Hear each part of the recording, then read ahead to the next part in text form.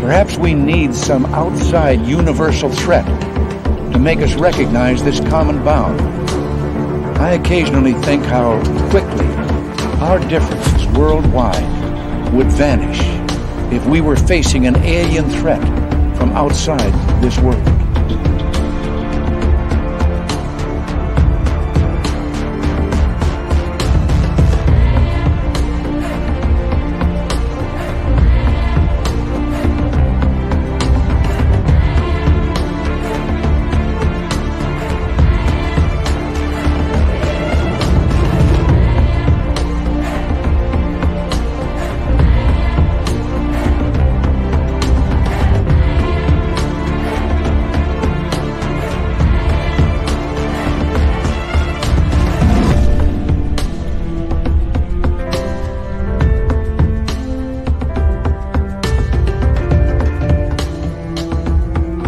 Ready to ride on the woo train. It's almost time for Geraldine Orozco to be here with us. Now, normally I start off with a roll call. However, tonight I'm not going to be doing that, and there's a reason why. And there is a brand new documentary out about Luis Elizondo that came out over the weekend. And I'm not going to give the title of it. But I watched it, and you know, I'm going to hold my reservations for it. I didn't care for it. I don't believe that it's very truthful in a lot of manners. But the one thing that kind of caught me off guard was that I found out that portions of our interview with Luis Elizondo were used in this documentary without any consent or permission from me, Spaced Out Radio, or our company, SOR Media Ventures Limited. I'm not happy about it. And the fact that I have had people in the UFO community now reaching out to me stating that I participated in this is not very cool. So I figured I would quickly make a statement that we do not endorse or condone the words and the actions of this documentary regarding Luis Elizondo. I think it's a hit piece, and I would encourage all of our listeners not to watch it. And it's not just me. It was Thomas Fessler. It was Lou Jimenez, John Greenwald. We all had pieces taken from interviews in that part. And I'm not very happy because none of us were asked. None of us were given a permission. In fact, Thomas Fessler had said to the creator, do not use my information. I have had to reach out to Mr. Elizondo and other people who are surrounding him to say that we did not give permission for this person to use pieces of our show. He is hiding behind a little squeaky category, which is about, what does he call it? I forget what it's called. Free, something free, which I don't think he has. So my big thing is I want all of you to know that if you do watch the documentary and you do see us in that documentary, we do not endorse it. We do not condone it. We do not condone the attacks on Mr. Elizondo or the doxing of his family. And we do not support this documentary in any way. We are consulting with our team to see if there is anything that we can do regarding this. And I know others are as well. And, you know, I'm a pretty fair guy. If you ask me permission, 9.9 times out of 10, I'm going to say, sure, not a problem. Go for it. But when you don't ask permission from not only myself, but Fessler, Greenwald, Jimenez, and others, you are basically fraudulently saying that we are approving of the message that is used. So for all of you out there, if you've watched it, that's up to you. If you haven't, that's fine. It's your choice if you want to do so. I'm not going to give the channel. I'm not going to give the name. However, we are not affiliated with this documentary whatsoever, and we are looking into seeing what we can do about it because we're pretty upset around here. So on that note, Geraldine Orozco is our guest. Her hair looks fantastic tonight. We're going to get going here in about 5 seconds. So it is that time of the night again where I ask you to get your horns up.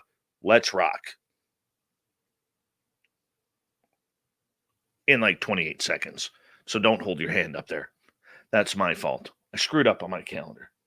So let's do this thing, shall we? Super Chat is open. Thank you, Smithy, for kicking it off tonight. Vegas, April 22nd to 24th. We're going to beg Geraldine to come to that too. Hopefully she will. Now it's time for the horns up. Let's do it.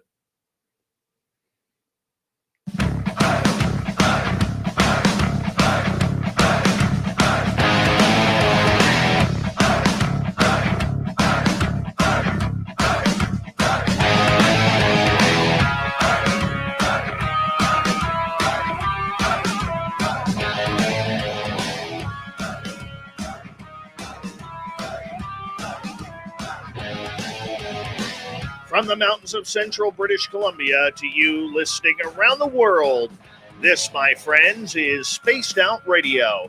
I am your host, Dave Scott, sitting in the captain's chair of SOR headquarters. We welcome you to tonight's show on our terrestrial affiliates around North America, digitally on TalkStream Live, Revolution Radio, and KPNL. All of our archives are free. Join us at youtube.com/Spaced Out Radio. Do old Davey the favor, hit that subscribe button. You can follow us on Twitter at Spaced Out Radio, Instagram at Spaced Out Radio Show, and now on TikTok at Spaced Out Radio.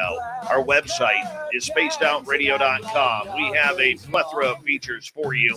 Rock out to Bumblefoot, read Shirky Poo's Newswire. Check out our swag as well. Tonight's show is brought to you by Chive Charities. Help make the world 10% happier by visiting Chive Charities today.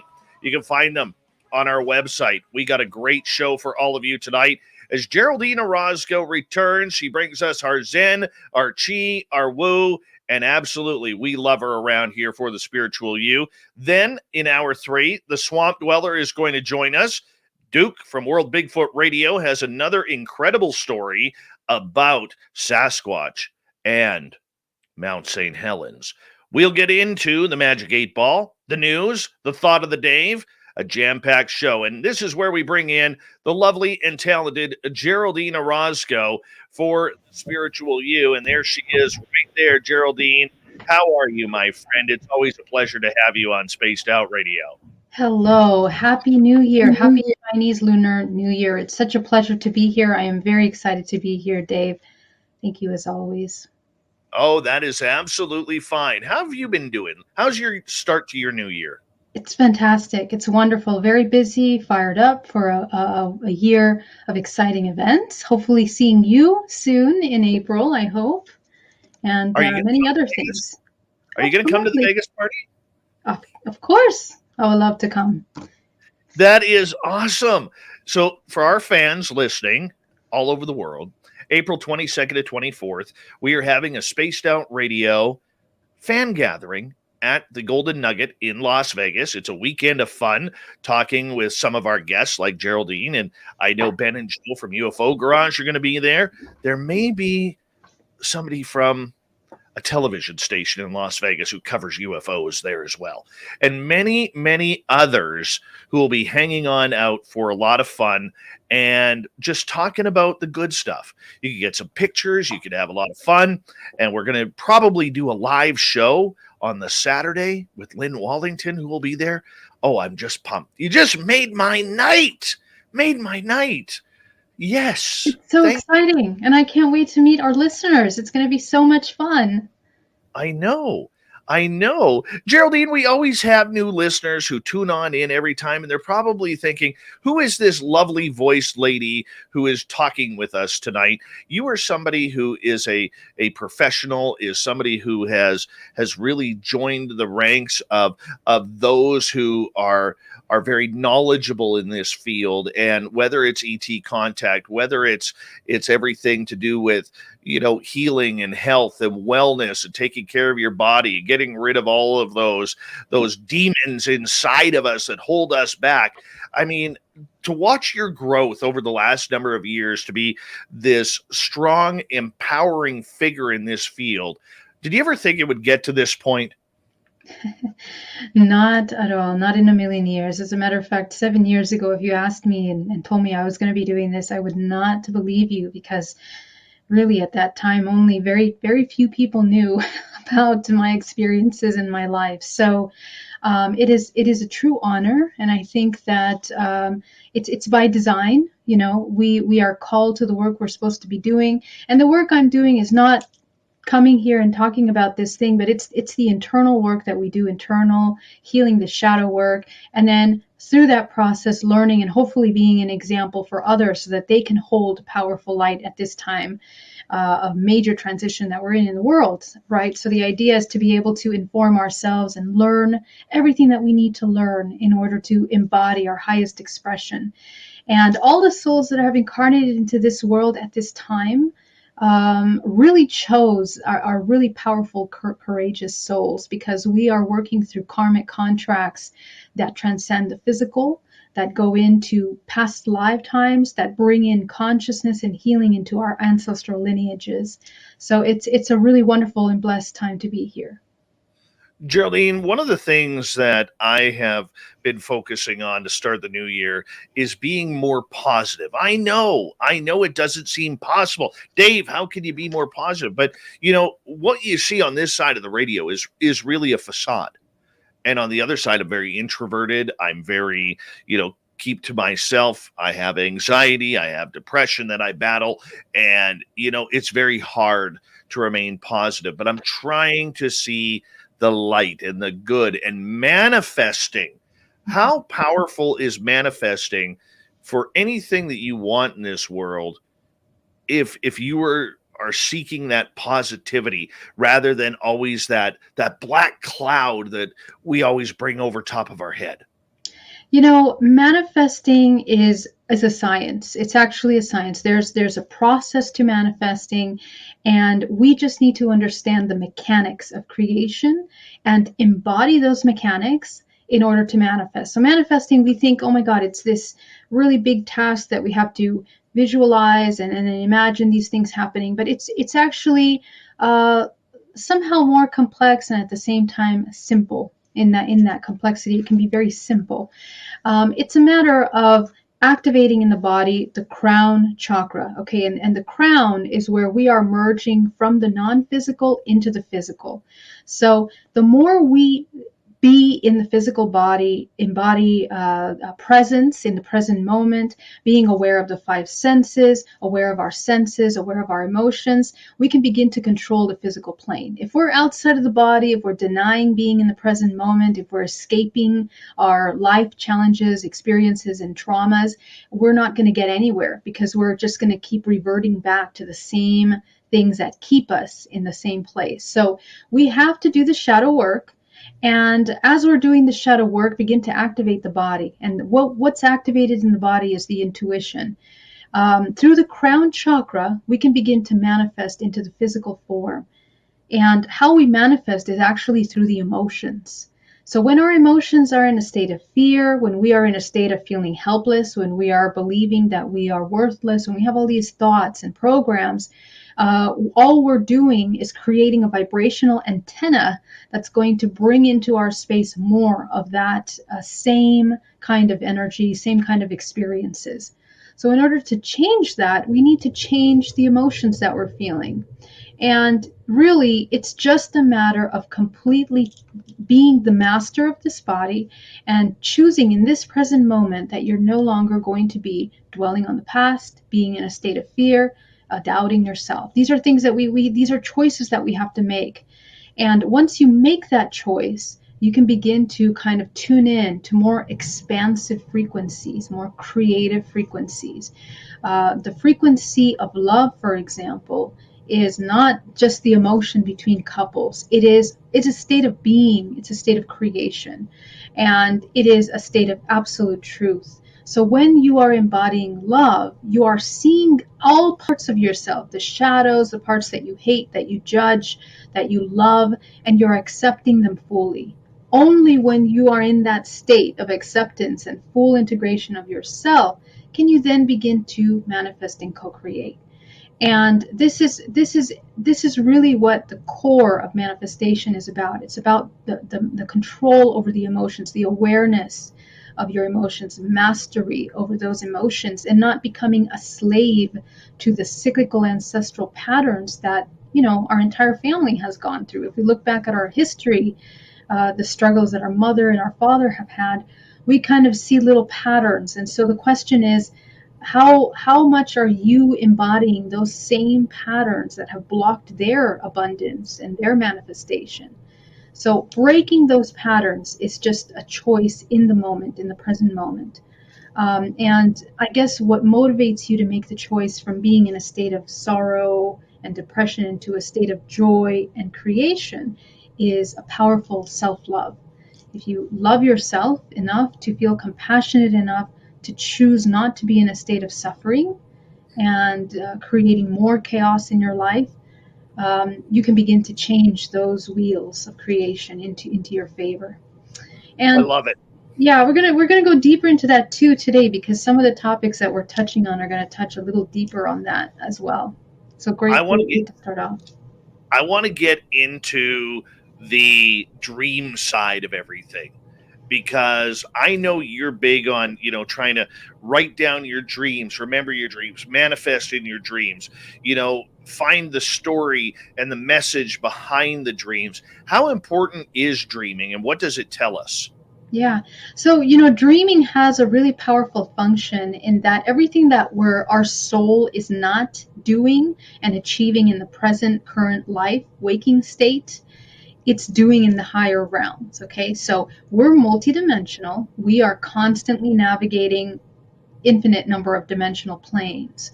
We're just not aware of it. We're just very used to seeing what's in front of us, reacting to what's in front of us. And so in that process of reaction, we completely numb our senses, our fifth sense, which is more intuitive, more a feeling body. And so when we numb those senses out and get too entangled in the physical realm, we don't realize that we are constantly you're surrounded by, let's say, your grandmother, you're surrounded by your ancestors, you're surrounded by your ET friends, you know, your angelic beings, whatever it is that you believe in, it's actually in your space.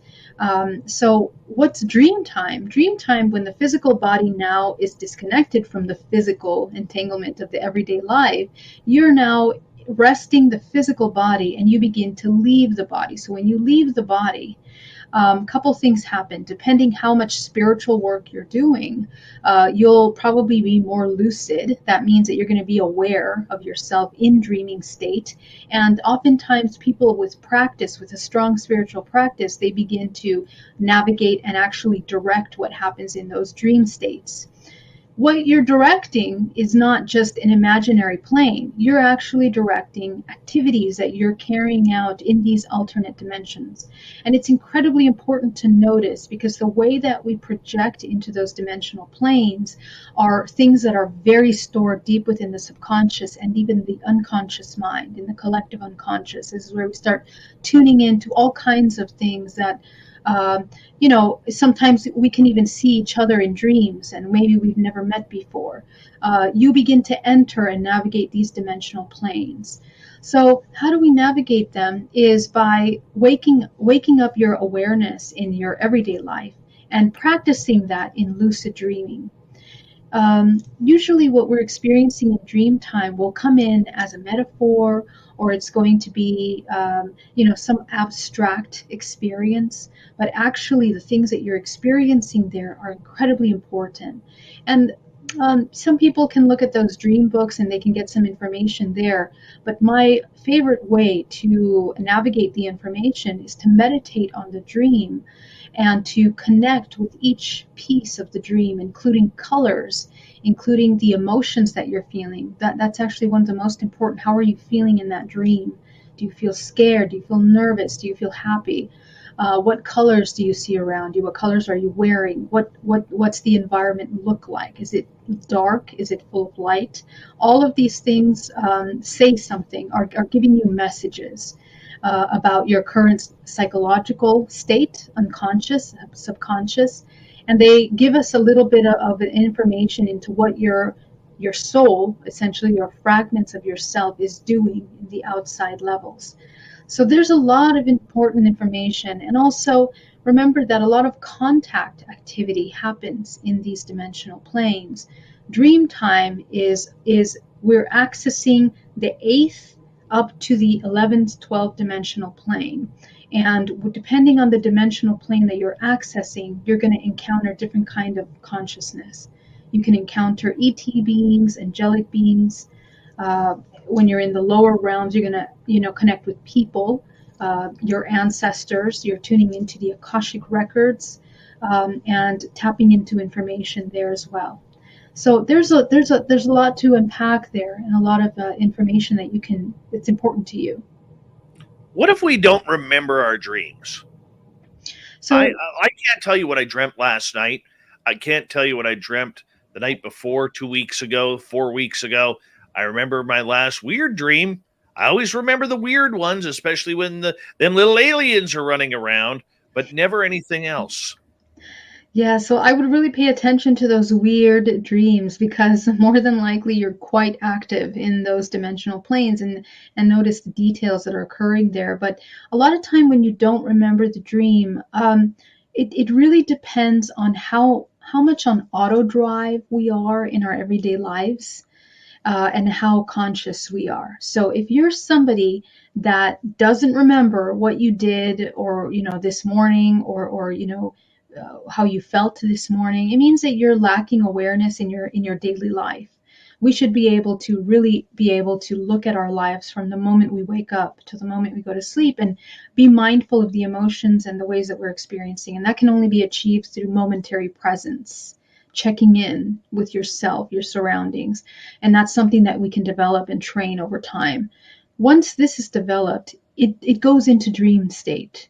And, you begin to become aware, and you will remember the dreams more, because you're exercising the sensory part of you. Because we, the humans, we're like sponges, and we're constantly receiving information 360 degrees around the body at all times. As a matter of fact, even right now, the whole back of my body is recording what is happening behind me, but I'm not aware because I'm speaking to you. If I'm omnipresent and aware of everything around me, I'm going to tune in and remember this space. And when we remote view, this is kind of what we're doing in essence. We're tuning into these localized spaces, okay? So in dream time, it's the same thing. If you're not aware of yourself, you're not going to remember the dream. And sometimes it's self-preservation, and sometimes it's in order to just disconnect from the things that you're doing in the altar plane. Sometimes you're actually carrying out your higher purpose in the altar plane, and your current life might be very difficult, very heavy on you, and we're very heavily involved emotionally. So the more that we lighten up our emotions and the entanglement emotionally with everyday life, it'll be much easier to remember your dream time. I gotta ask you, I'm watching your eyes right now. For our radio listeners, we are live on YouTube as well. I'm watching your eyes right now, and usually you are staring right into the camera. Today, It looks like you're actually channeling the answers. Is that what you're doing? I always try to be in channel state, actually, but the reason why is because I moved the camera. So if I do move this down, I'd probably be a little closer to the camera. So let me see. No, don't worry about it. Don't worry about it. You remind me a lot of Samantha Mowat. When Samantha Mowat goes into a deep answer, I can tell that she's not searching for the answer. Right. She's just channeling it out and letting whatever comes into her brain come out of her mouth. And the words are very prophetic. They're very astute. They're very knowledgeable. And I find that same thing with you. And I really respect that. It's an honest answer. Yes, thank you, thank you. Yes, it is channeled. Everything I speak tried to be channeled. Yes. Awesome. Okay, so back to dreams for a second. I know we have a couple of questions here in our audience already, and normally I wait till hour 2, Geraldine, Yeah. but we're going to just get to them right now. And I love this question from DQ, and she didn't even bring ice cream for us. She says, so I heard that every hour of the night is important to our sleep patterns, so night jobs actually harm our sleep rhythm. Is this true? It is true, but it kind of depends on where you were born, believe it or not, because wherever we're born, you're capturing a certain time zone, and you're capturing a certain snapshot of the universe, which creates a blueprint for your organism and the kind of circadian patterns that are most beneficial for your physical enhancement. Okay, so notice the time that you're born. If you're born at night or if you're born in the daytime, usually those people will be more like night owls, or some of them will be more morning people. So just notice those patterns. So for some people, even though the circadian rhythms of the earth are working in the northern hemisphere, southern hemisphere specifically, and during those hours, the parts of the body repair in a special way. Every single part of the body is repairing. Every organ repairs during different hours of the night, usually between 10 and 2 a.m. Okay. Now, what happens when we do night shifts is that usually we're changing that whole circadian rhythm and the body has to readjust. However, just the way in the nighttime there's time to repair, in the daytime there is also time to repair. So just notice, pay attention to the body. If you're not recovering your sleep, if you end up having really heavy bags under your eyes, problems with your digestive system, then it means that you need to adjust the time that you're sleeping. And it might be just moving it an hour or 2 hours difference. Okay. For the general rule is that if you should sleep between 10 and 2 a.m. That this is the most restorative, at least for the northern hemisphere, the southern hemisphere as well, but at their time zone, right? And when you change locations around the world, the body will take time and it'll readjust to that location. So this is some way that you can kind of see, what works best for you. All right, let's move on to another question. Sovereign is asking, Geraldine, why does the cosmos respond to our thoughts and intentions? Do you think it's God, false gods, or AI from an off-world subversive civilization? Amazing question. And this is actually going into a little bit about what I'd love to talk about later tonight. But this is wonderful because the question is, are we interacting with something separate from us? Okay, what is God, right? The concept of God. And I when I'm working with clients, we always reach the point where we're questioning, who's in charge at the root of our core being, of our emotions, of our joy, of our love, of our happiness, of our connection to that source. And some people say God, right? But the question is, are you separate from that God? Or are you that God? Is that you? Is that source, infinite information of infinite consciousness, you? And the answer is yes, it is you. And so to kind of switch the way that we look at things when we are speaking out into the universe or into some higher form, we are speaking to ourselves, because the way that our bodies function is that we are a creative, co-creative hologram. In our multidimensional body is actually the entire universe. In the person sitting next to you, their entire universe is within their hologram. And when they speak out to their highest self, they're connecting to fragments of themselves within that universe that's constructed from their perception. All right. So, Geraldine, I'm going to get you to hold on right there. We are going to go to break. I can't believe how quickly the questions from our audience are coming on in for you. I know they love you, and we're going to serve those questions up. Geraldine Orozco's The Spiritual You. GeraldineOrozco.com, Bay Area Meditation, San Francisco, California. We love Geraldine, and we'll be back right after this.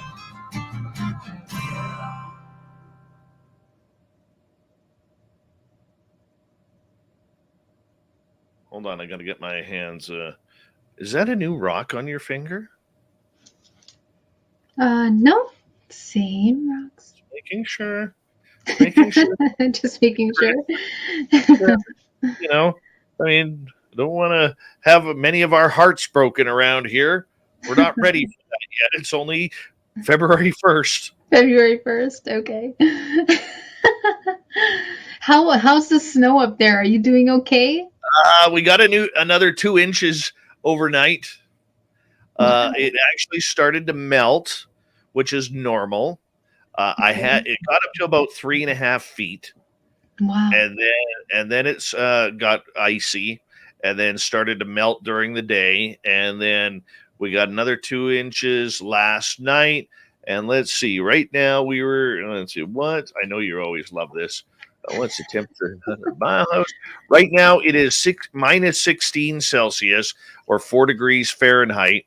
We're supposed to get snow tonight, tomorrow, Thursday, Friday, sun and clouds Saturday. And it's back into the plus temperatures as of Friday. Look at that. Great. Look at that. The false spring has begun. The false spring. We literally call it false spring around here. Yeah. Because all of a sudden, it'll all of a sudden just go like we're like here, we're encroaching up, and then boom, down. That's the way it works. Oh, gosh. Yeah, and it happens till March, huh? Or sometimes April, actually. I remember last year, I think you guys had snow up until April. It wouldn't end. Yeah. It wouldn't end. I couldn't get into the forest the first 2 weeks of May. I know. Gosh, I remember that. That's insane. I know. It was crazy.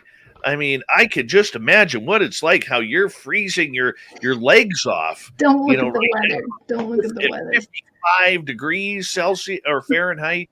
Let's check this out. What's the temperature in San Francisco today? What did I just say? 55? It's 58 Fahrenheit right now.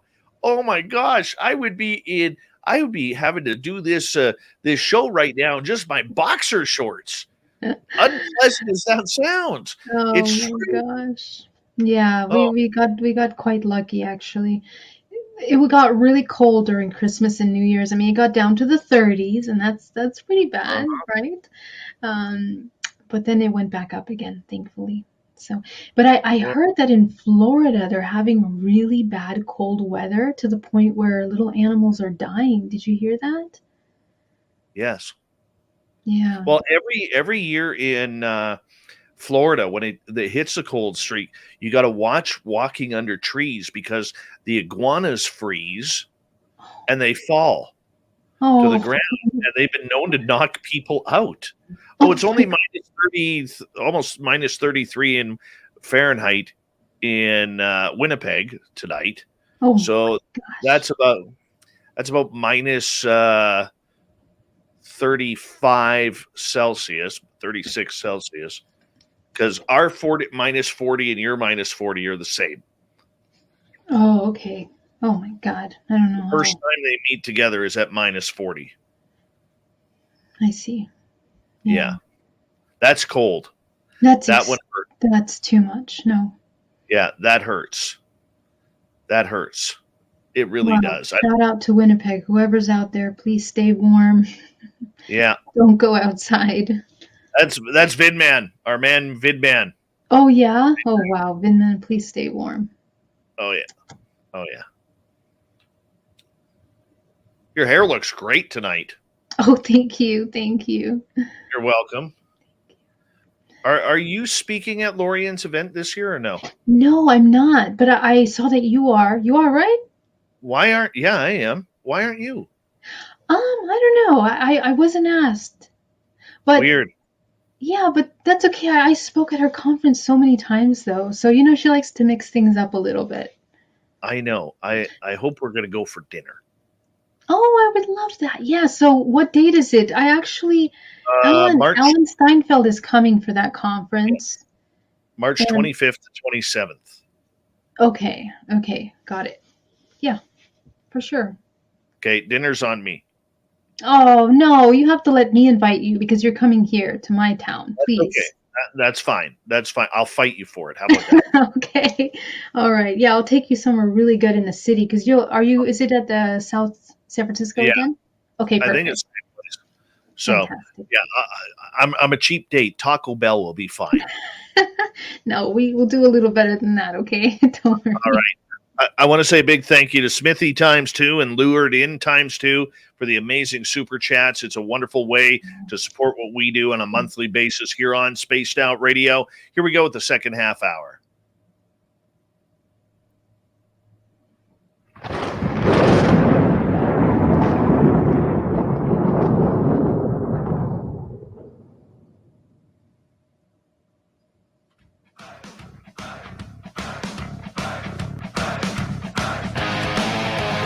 Second half hour is kicked off on Spaced Out Radio. Thank you for joining us. My name is Dave Scott, sitting in SOR headquarters in the cold Canadian tundra. Want to remind you that if you missed portions of this show or others, check out our free archives at youtube.com/Spaced Out Radio. Do old Davey the favor. Hit that subscribe button. Our website is spacedoutradio.com. We have a plethora of features for you. Rock out to Bumblefoot, read Shirky Poo's Newswire, check out our swag as well. Follow us on Twitter at Spaced Out Radio, Instagram, Spaced Out Radio Show, and on TikTok at Spaced Out Radio. Geraldine Orozco, The Spiritual You. We do it at the beginning of each new month where we bring in the owner of Bay Area Meditation in San Francisco, California, to bring us and enlighten our chakras, lower our vibrations. Or maybe we should hire them. Bring them up. I don't know. She's into the vibrations. Raise them. We got to raise them. Not lower them. We got to raise them. See, I get confused with this stuff, Geraldine, but welcome back.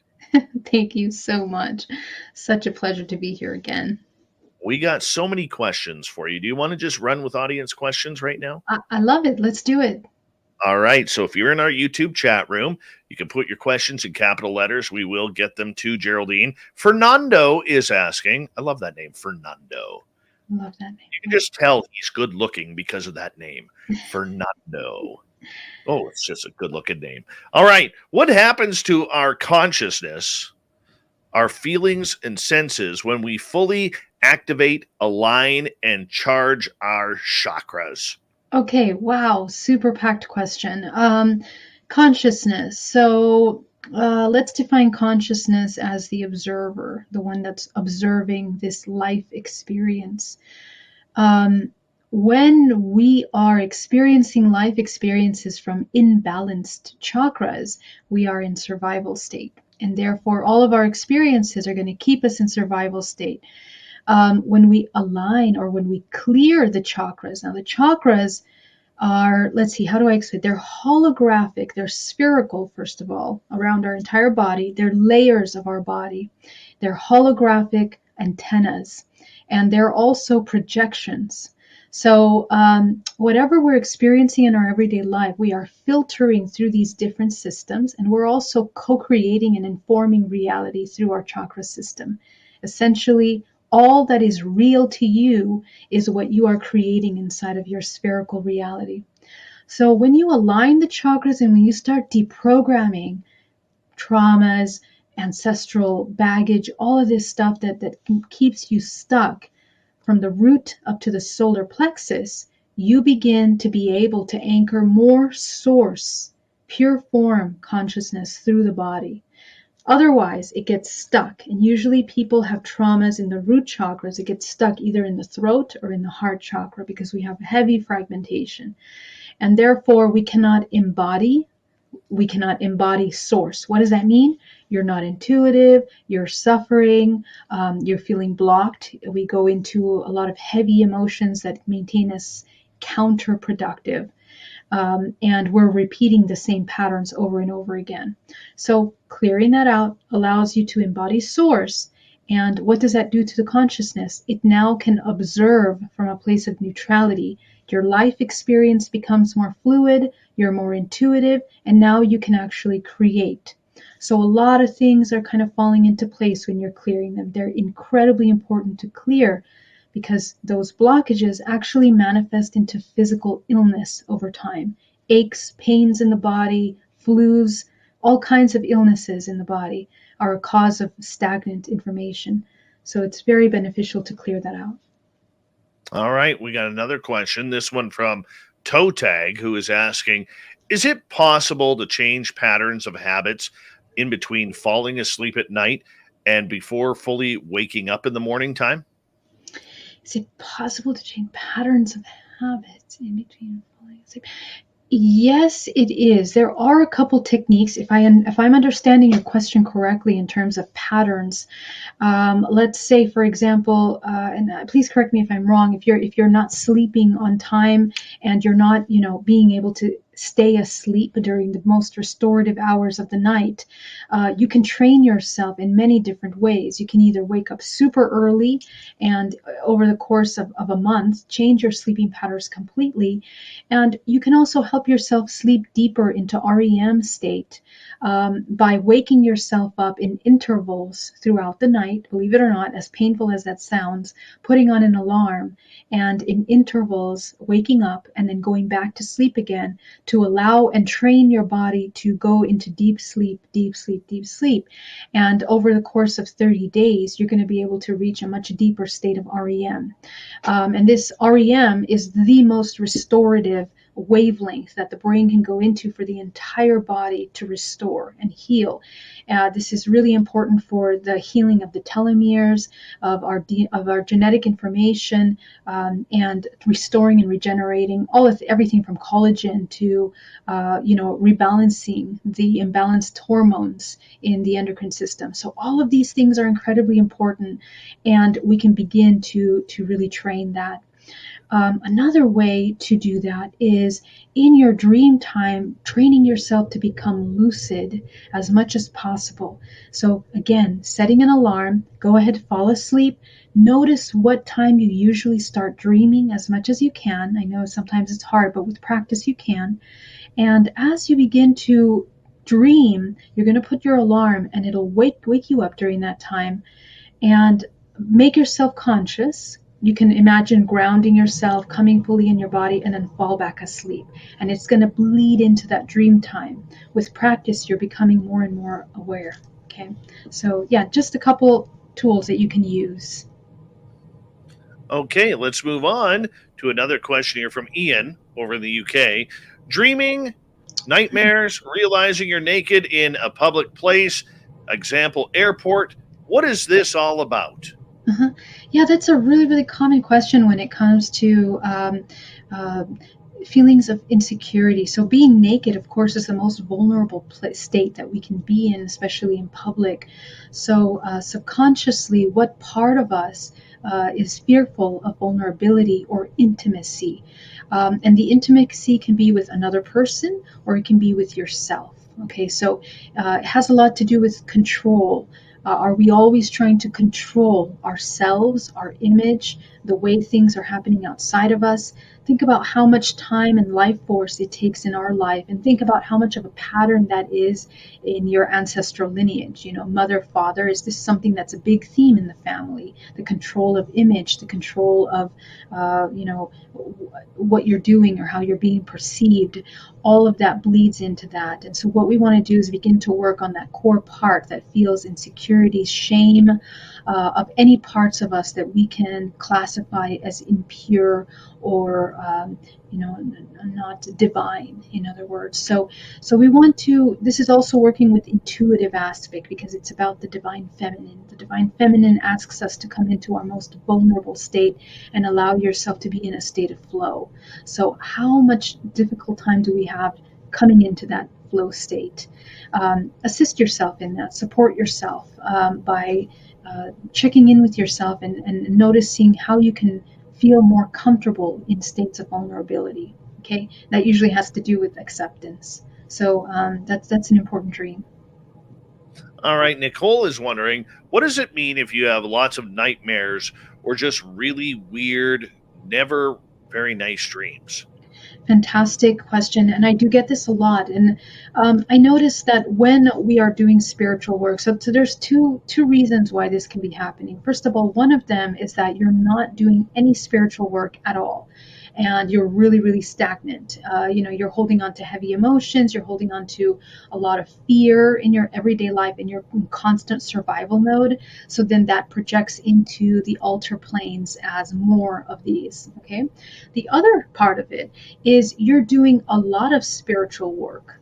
Also, when you reach deeper levels of clearing and you start uprooting some old traumas, old karmic programs, karmic contracts of experiences, you're going to begin to see some of these darker shadow aspects of yourself. This is how people begin to uncover my lab experiences, really dark ET agendas and contact experiences, because you're really undoing the layers of the subconscious mind. So, in other words, we have to train ourselves to be able to navigate all these different planes and be able to stay neutral in those experiences. So, my suggestion is to create a really strong energetic hygiene practice where you're cycling energy through the body, clearing out stagnation, and trying to come into a state of neutrality or love as much as possible throughout the day. And that will immediately change the kind of experiences that you're having in dream time. Excellent. Mennonite Abe would like to know, what is the best way to learn how to meditate? Meditation is a way of life. It's not just a practice that we sit down and meditate for an hour. All of it is based in mindfulness. Okay, so if it's difficult for us to be mindful and present and observant of ourselves and our surroundings at all times, we have too much of a busy mind. It means we're way too connected to technology or any kind of external reaction. Basically, we're in survival mode.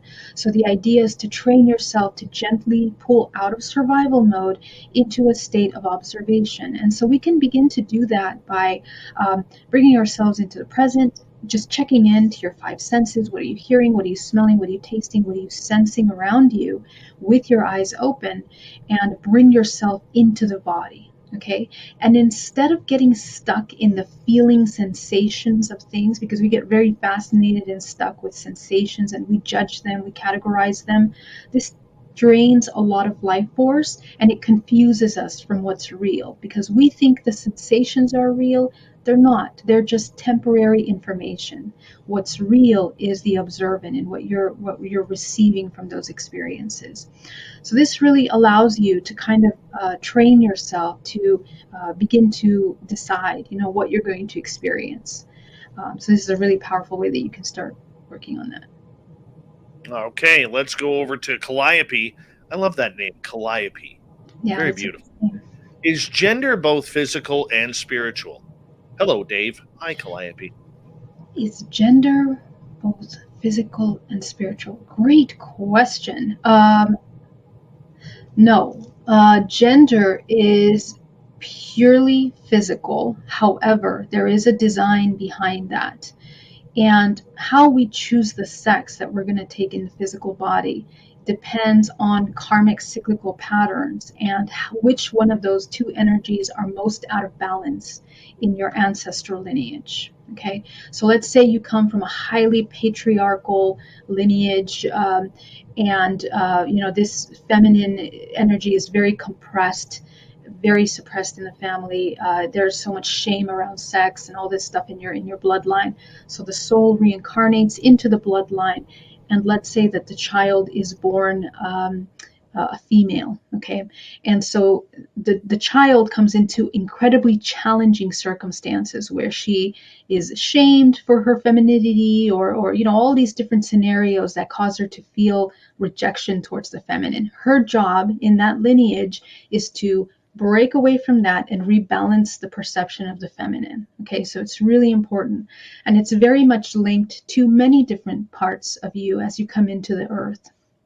We are experiencing 13 main archetypes of vibrational frequency on Earth, and we're going to be experiencing dualistic, both sides of those 13 frequencies. You can say astrological signs, and even frequencies of energy that go from the lowest up to the highest vibrational frequency. Even those have duality.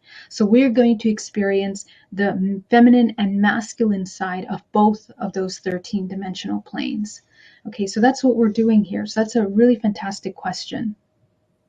All right. Jake wants me to say to you, hi. That's it. Oh, hello. Hi. That's it. Hello. No, you know, it says, hi, Dave. Tell Geraldine I said hi. Well, we did. That was a good question. Thank you for that. Yes. Lone Wanderer is saying, can you please think of me the next time you astral project? I need guidance because I've only projected once. Yeah, absolutely. So my suggestion is before you go to sleep, go ahead and close your first 3 chakras. And open your heart, your throat, and your third eye. And this will begin to train your intuition. Okay, so when you're in that state, you're going to create a protective field around your body. And you're going to take yourself up to the 11th dimensional plane. And this is specifically for you. Actually, it's not for everyone. Every single person has their own dimension that they're coming in from. The most recent incarnation. For you, it's the 11th dimensional plane. So go ahead and take yourself up to the 11th dimensional plane. And as you fall asleep, allow yourself to navigate. And every night, every morning, you're going to write down whatever it is you experience, even if it seems completely ridiculous or not important. And that's how you're going to train yourself. Okay? Awesome. Awesome. Dawn would like to know, do you have any suggestions on stopping night terrors? Yes. What needs to be done for this is really profound shadow work. Okay, so what it means, usually how these night terrors develop is in early infancy, from the womb until the age of 11 primarily. Okay, programming is up until the age of 7, but when trauma continues until the age of 11, usually it solidifies in the subconscious body, and the nervous system becomes fragmented. And so what happens is that we end up having night terrors as a result of that. And you might not even remember the original scenario that caused the trauma because of the level of trauma that it causes. So it's important that when you're working around there, notice the emotion that you felt most as a child. If it's a lot of fear and insecurity and feeling unsafe, notice what you need in order to feel safe now. Right now, we are all going through major changes in the world. So a lot of us are feeling kind of, up in the air, uncertainty, all kinds of things like this. So, it becomes a little bit more challenging. So be very compassionate with yourself and take a look at the parts of where you're bringing fear into your everyday and work with that information. Support yourself. If you do need support, please reach out to me. Of course, we can work on some of that through DNA reprogramming or even hypnotherapy, if that seems better for you. But shadow work, okay? Shadow work. All right. Vin Man wants to know, what does it mean when you lucid dream so much it literally feels when you close your eyes in this world, you awaken in a life in another dimension every single night? So, Vinman, first of all, specifically for you, you're highly fragmented in a very interesting way, in that you're able to navigate these planes because you've been a part of like a lot of different programs, because of your specific DNA. Okay, so this is something that I noticed, and I actually had a client today that we talked about this. Old bloodlines, depending on how old your bloodline, you have a lot of history on this plane. So if you have been incarnating here for a long time and you've been cultivating, preserving your bloodline in a specific way, you're usually really involved in these kinds of non-terrestrial programs like hybridization, like MyLab, like all kinds of these kinds of programs, okay? So what it means is that you're highly trained in your genetic lineage. So you're going to have a lot of activity in dream time. Now, notice what's happening in that dream time, because all of that is very real to you. But because you remember it, it means something else. It means that you have the ability of integrating from those experiences. So what I'd like for you to do is, as soon as you wake up in the morning, I want you to meditate on what you experienced that night before with all of the people that played a role, and I want you to break contracts one-on-one. Notice the scenario. What's the emotion? What's the scenario? Is it something that's bleeding in from your current lifetime? Is it a similar scenario, similar feelings and sensations? Break those contracts and begin to reintegrate fragments of yourself from those experiences every single night. And soon enough, you'll be able to change what you're experiencing and never stop lucid dreaming, but you're going to be choosing scenarios that are more constructive for you, that are enjoyable, and that will be free feeling. Okay, because if these dreams are more constricting right now, they're limiting your expansion. So you need to work beyond them. And so this is really important when you're doing this kind of lucid dreaming. Okay. Does that also work with experiencers who have recurring contact, say every night, every couple of nights, couple times a week? It does. It does. And the thing is funny because we want to continue evolving. We think ET contact is the end all, but remember that we are 13-dimensional planes with infinite consciousness available to us. So if we get too stuck and have repetitive events continuing to happen, we're not progressing beyond those dimensional planes. And because you can remember that contact, it means that you need to do that work. That's what you're there. That's why you keep coming there. And another thing is, timeline-wise, when we're having dreams, a lot of times we're tuning into the past. And okay, time is not linear, it's simultaneous. However, the way we perceive it in the earth plane, we think what's happening right now, but it's actually things we've already agreed to, things that are already happening. Sometimes we're tuning into other timelines. So we have to work with what's necessary in that moment, change it, heal it, reintegrate, and keep moving, experience more things. So that's really important for the soul to continue moving. All right, we've got 2.5 minutes. Let's sneak in another question from Witchy, who is way down there in New Zealand, asking any advice on remembering dreams. Mm-hmm. Yes. Remembering dreams is a training that you're doing from the observer self, the subconscious mind. Okay, how do you train the subconscious mind to become awake? You train it during the daytime. So, for example, in the daytime, are you aware of yourself? So, right now, do you know what you're feeling? Do you know how your leg is feeling? How your toes are feeling? Are you aware of your body? Okay, so bring into full body awareness. Practice grounding, protecting, aligning, co-creating. We talked about this before. Learn how to do energetic hygiene. And when you're dreaming, you're going to be able to be aware in that state as well. And you'll be able to record more. Also, it's important to do shadow work as well for this purpose, because when we're too much in survival mode, you won't be able to access the part of your memory that remembers these things. And memory is not a localized thing. We're a hologram of memory. In fact, your muscles are remembering things. So just go ahead and notice as soon as you wake up in the morning, what's the first emotion that you feel? That's a great way to begin to remember. As soon as you open your eyes, don't move and just notice, do you come into anxiety? Do you come into joy? What are you coming out of? Just notice that. And little by little, you'll be able to just flow on that feeling, and it'll open up the memory to the dream or whatever you were experiencing. What if we don't catch the feeling?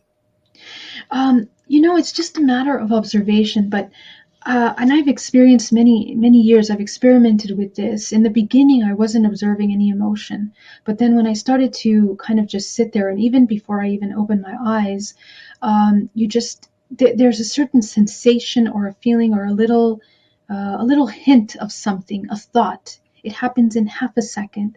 if you can train yourself to find that half a second thought, you will be able to tune in to what you were experiencing. So it's just a matter of training your observation, fine tuning it. Beautiful.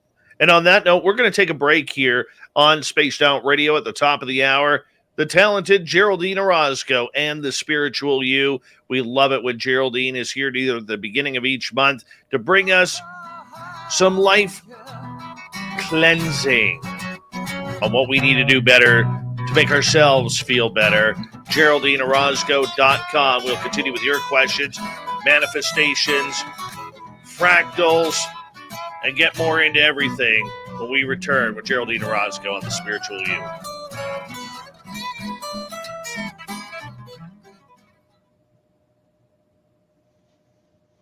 You are wonderful.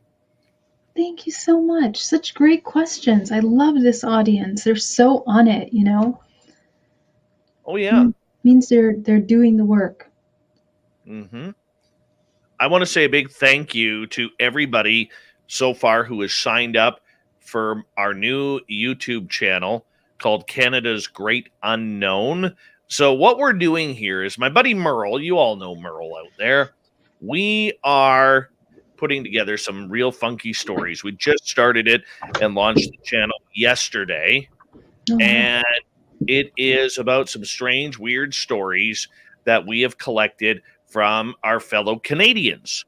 So it's kind of a creepy pasta style, but it's a lot more truthful in the encounters. And it's Canadian stories only. So if you want to give a story, if you're Canadian, or if you had something weird happen in Canada while visiting here, let us know at Canada's Great Unknown at gmail.com. We are at 95 subscribers. We really want to hit 100 tonight. So if you don't mind going to this link that I'm putting in the chat room right now, we would really appreciate hitting 100 subscribers tonight, because believe it or not, at 100 subscribers, a lot opens up on the YouTube channel that we can then do to promote everything. And we're going to be putting up new content, new stories within the next day or two. And we're just getting it going. So be patient. I know there's only one set of stories on there, but we're in the process of making everything. And we'd really appreciate your support, because who doesn't love Merle? Merle. Yeah, just feel it. Just feel it from the heart. Merle. Exactly. Hey, Tim, Anonymous Rex, you guys did a hell of a job with Luis Elizondo tonight. Great job. Should be commended on everything. And all of our audience should go over after this show and check out Thomas Fessler's show, Disclosure Tonight, on YouTube. And did we just reach 100? Did we? Well, holy cow. Just like that, we're at 111. Yay! Wow. That's so great. Thanks, guys. Nice. Aww, really appreciate such an awesome crowd. Love everyone. Seriously, that's pretty awesome. And wow, love you guys. Yeah, these guys are so great. Thank you. Yeah, they're amazing. But go to Thomas Fessler's channel and Disclosure Tonight. Listen to Lou Elizondo, and he has some very powerful words there. So great job, Thomas Fessler, Tim, Greg O'Brien, who almost smiled tonight. You know, I go over to Thomas Fessler's channel just to see if I can count how many times a night Greg O'Brien will smile. And Rob Heatherly, who is also in our chat room, did a hell of a job as well. And go check it on out. It's a great show tonight. Great show. So make sure you guys do that. But it's all about Geraldine here tonight. Yeah. Yeah. It's all. Look at that smile. Gosh darn it. I wish I was. You know, this is what happens when you're. Look at the cameras here, people. Over here. No, wrong way. Over here, 10 out of 10. Here, solid 5.4. Solid 11 out of 11. Come on, Dave. Self-love. I got a lot of love, but I got a lot of love here and in my ass. You know, no, I'm teasing. Dave, you're fantastic. And look at your hair. I know. As usual. I know. I'm actually thinking of cutting it. Yeah? After No, it's Vegas, still winter. You have to wait till after winter. Come on. after Las Vegas, I'm actually thinking of cutting it. Okay, that's good. Mhm. That's good. Yeah. I don't know what to yet, but I'm thinking of trimming it down. You know what happens to my hair is I always forget to put an elastic in it at night, Yeah. and it flops over my face at night, so it's like I'm wearing a mask, and then I forget how to breathe Oh at no. night. Yeah, so I literally have to. This is truthful. Hold on a second here. This is true. I'll come over like this, and I Uh-huh. literally this is how I'm sleeping, and then I literally have to take my hand underneath and go like this, Oh my gosh. so I can sleep at night.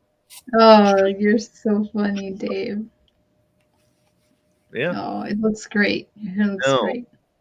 it's all frizzy right now. I don't know why. It's okay. It looks Look, great. it's staticky and frizzy all over the place. Yeah, Like, it's nice. oh, Thin Lizzy, I know you got the same problem. You got thick, luscious hair too. When I put Geraldine's name up, it's Geraldine Orozco. I'll put it in the chat room. I just don't Oh, want to lose the question. yeah. There we go. There we go. Thank you. Yes. Brazelhoff says, I love Geraldine's outfits. Trust Oh, me. thank you. I've seen Geraldine in public. She is always dressed to the 11s. Always dressed to the 11. I don't think she owns any sweatpants. I live in sweatpants. Or Of course, I love sweatpants. It's my favorite, especially now that we're not really going out so much. And when I go hiking, I'm wearing sweatpants all morning. So. Sure. All right. Big thank you to Tim, aka Anonymous Rex, Lone Wanderer, Lured In ×2, Smithy ×2 for the amazing super chats. It's a wonderful way to support what we do on this show on a nightly basis. Thank you to all the veterans out there. Here we go with hour 2.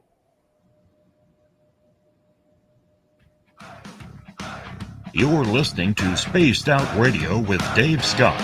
Follow Dave on Twitter at Spaced Out Radio and on Facebook, Spaced Out Radio Show. Hour number 2 of Spaced Out Radio is now underway. My name is Dave Scott. Thank you so much for taking the time to join us. We really do appreciate earning your listening ears wherever you are on this beautiful planet we call Earth.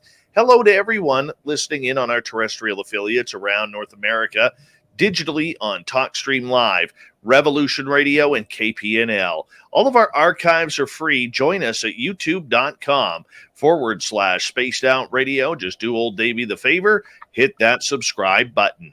The Desert Clam has set the password for tonight in the SOR Space Travelers Club. Jetatura. Jetatura is your password. Use it wisely, space travelers, as the clam sets the password each and every night right here on Spaced Out Radio. Our website is spacedoutradio.com. We have a plethora of features for you.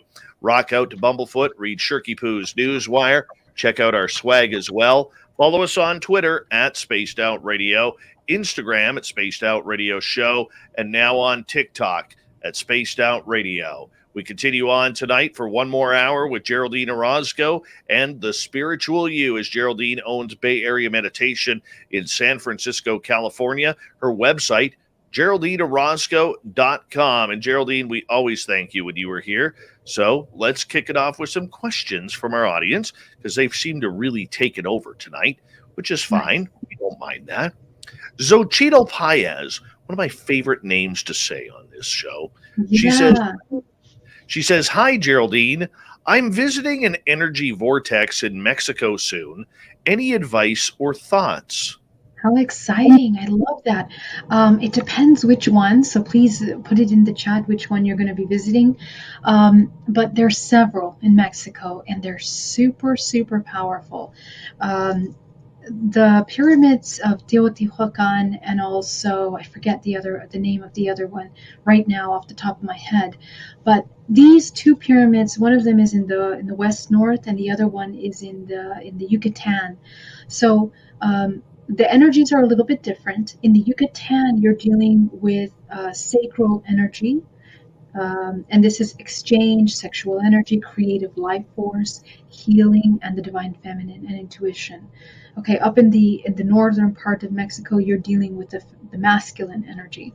So this is all going to be, it's primarily in the heart chakra, actually. So the balance between the self, the ability to hold space for the self, and co-creation. So depending on which one you're going to, and usually the ones that's attracting you the most is usually what needs to be supported in your current spiritual journey, and that's usually what will be highlighted. What I would do is be very clear about the energy work that you're doing before you start going. Make sure you drink a lot of water, because a lot of energy is moving through the body, and a lot of people either end up overheating or fainting because it's just so much, or nauseous because of the energy. So you need to keep a very fluid flow of life force through the body, okay? And when you're there, notice the direction of energy, how it moves through the body.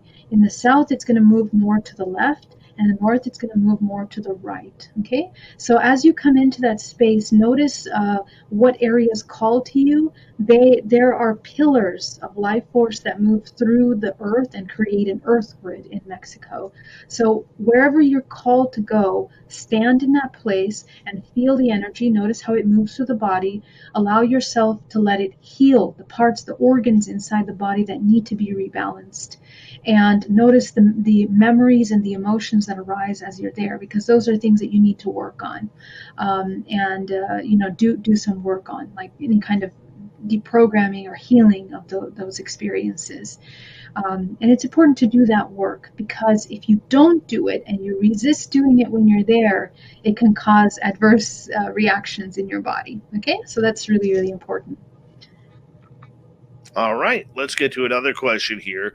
Elaine over the UK is asking, what does it mean to start next night's dream where you left off?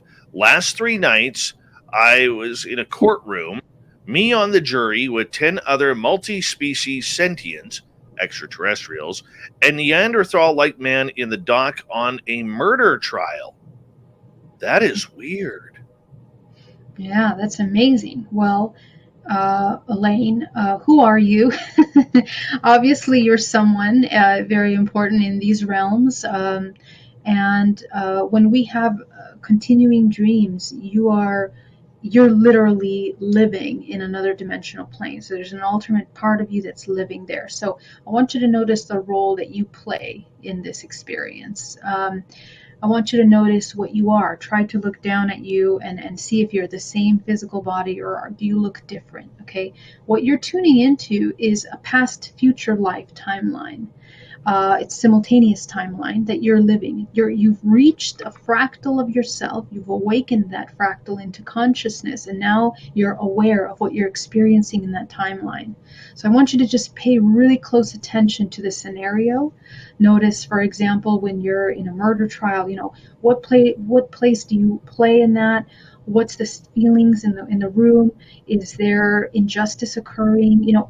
Pay really close attention, and notice the species that you are interacting with, okay? Because every single species that you see here is something that's encoded in your genetic bloodline. It's a hologram of what you are, and you're experiencing that. If you can identify who you are or what you look like, you can identify your karmic agreements in this experience, and your major bloodline. So the bloodline that runs alien DNA helps us understand our current evolutionary process. It helps us understand where we're at in evolution, and it helps us understand what you need in order to help your soul move to the next step. So pay close attention to that, and it'll kind of help you piece together the puzzle piece. It's very interesting. Okay, let's move on here. Sovereign is asking, where is the most common areas of the body they leave scoop marks on? Are facial cheeks a prime spot? interesting. Although I have had marks left on my cheeks, it's not necessarily the most commonplace. Usually it's around the neck area, around the back of the neck, around the ears, and the extremities, like the arms, the wrists primarily, and then your ankles, your feet. If you're a female, a lot of times it's in the uterus, in the lower abdomen part of your body. It really just depends on the scenario. So I would pay close attention to what you experienced, if you can remember what you experienced and who was around you in that experience. Was it greys? What kind of beings were you around? What kind of technology did you see? What did you feel when you woke up? What did you feel? Was your body aching? Did anything change about you when you were waking up? And make sure that you take pictures. Make sure that you're documenting what you're finding. So in your cheeks, make sure you take pictures of that and notice the shapes. Does it look like it's absolutely healed like a scar? Or is it something that looks freshly made? Pay attention to that, because that'll help you understand a little bit about what's happening. And also, is it superficial or is it deep? Is it a deep indentation in the skin? Another thing that I would really pay attention to, if you can, which I probably quite difficult, is sometimes bioluminescent marks are left behind. So if you can somehow see that with certain black lights, it has to be a specific one, but you can sometimes find residue of these marks, and it has to be right when you wake up, okay? But it usually won't go away if you take a shower. It'll stay 24 hours to 48 hours on the skin, so it'll take some time to leave. But yeah, so it's interesting. I would also check the teeth. Wherever you see the scar on the outside of the body, check the teeth and see if you have anything in the teeth that is affecting you, and in the ears as well. Okay. Awesome. Michael wants to know, what does it mean when I'm halfway asleep and I feel like I'm free falling? It happens a lot. Yeah, Michael, so nice to have you. Thank you so much for that super chat.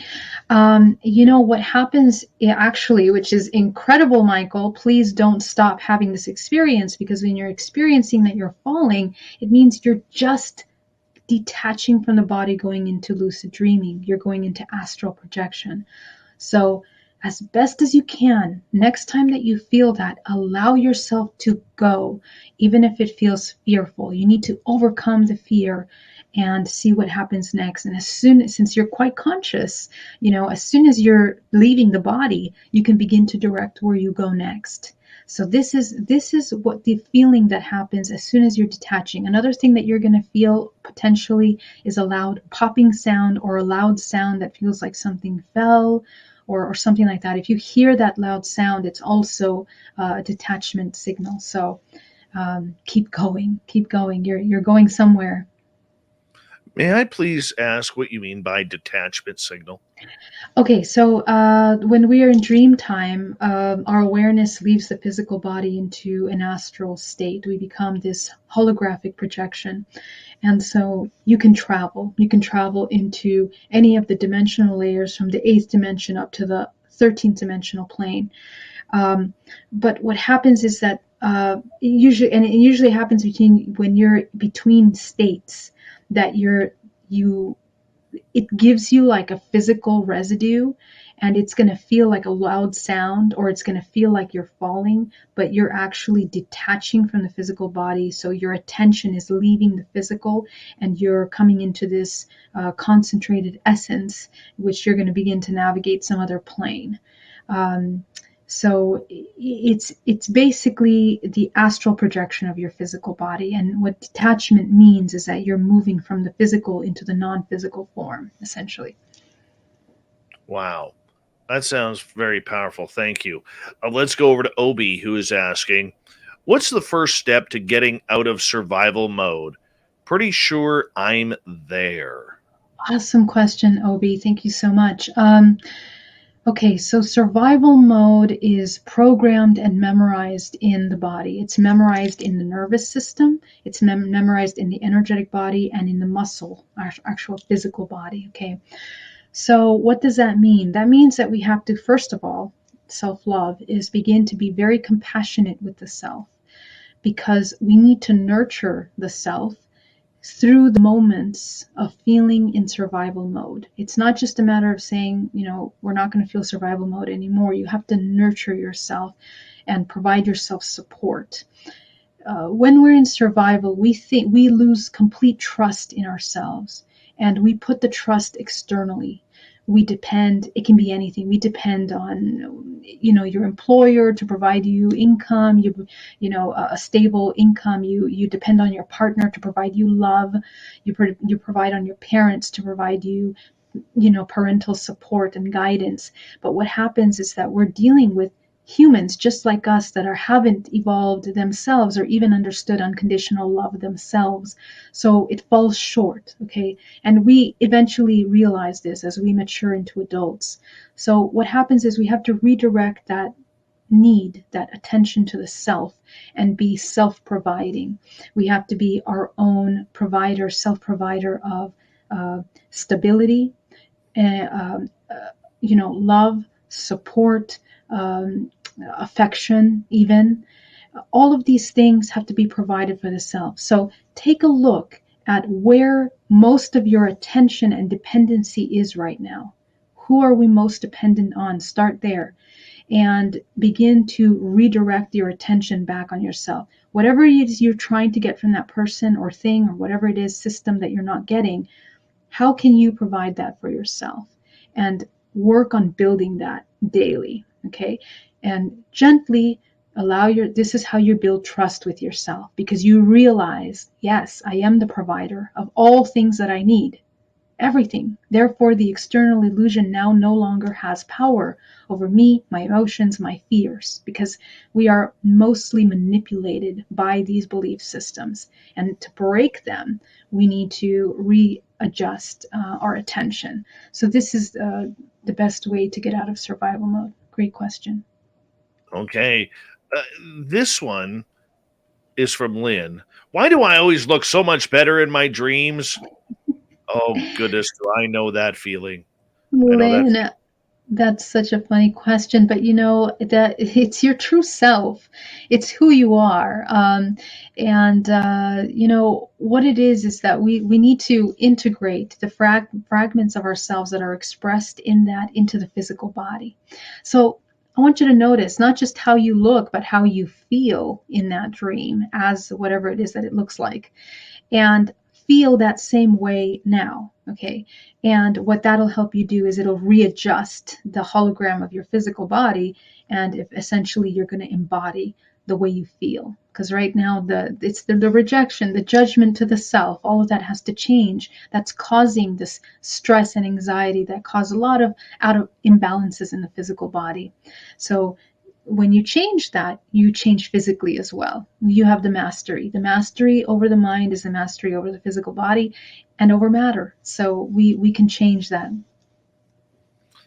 Thin Lizzie, who has beautiful hair like you and I, is asking, I have a recurring dream. I'm a man in SFO. I don't know what is that. San Francisco? Okay. Yeah. And yet shot on my side, can feel the searing hot pain. Could this be a past life death memory? Absolutely. And I would also see if it's a present life memory. Because I want you to notice the memory, the dream. Okay, what year is it? Notice the people. What are they wearing? What timeline is it? If it's a more present timeline, you actually might be very connected to someone because you're very empathic. You're very intuitive. So you might be tuning in to someone that has experienced that, and potentially we may have taken an aspect of that soul into us, and so we're kind of projecting that into dream time, because there's some work that you can provide, some support that you can provide this soul, this disembodied soul. It's essentially an entity. Okay, so take a look at that. Alternatively, it's yourself, and again, we are one, so we are all one anyway.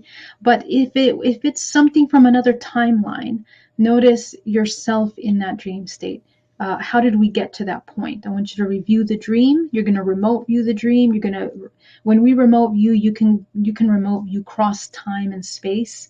So you can fast forward or rewind to what led up to this experience and begin to work on that pattern. How are you living that similar pattern as that man in your life? And take a look at what contractual agreements need to be resolved there. So that's a very, very interesting thing. But you're really, really intuitive, Lizzie. So I also want to mention, please make sure that you're aware of your energetic protection and your energetic boundaries, because you might be taking on a lot from outside of you. Okay? All right, let's go over to Kira. Do stones or crystals attract to us for a reason of healing, or are they alive?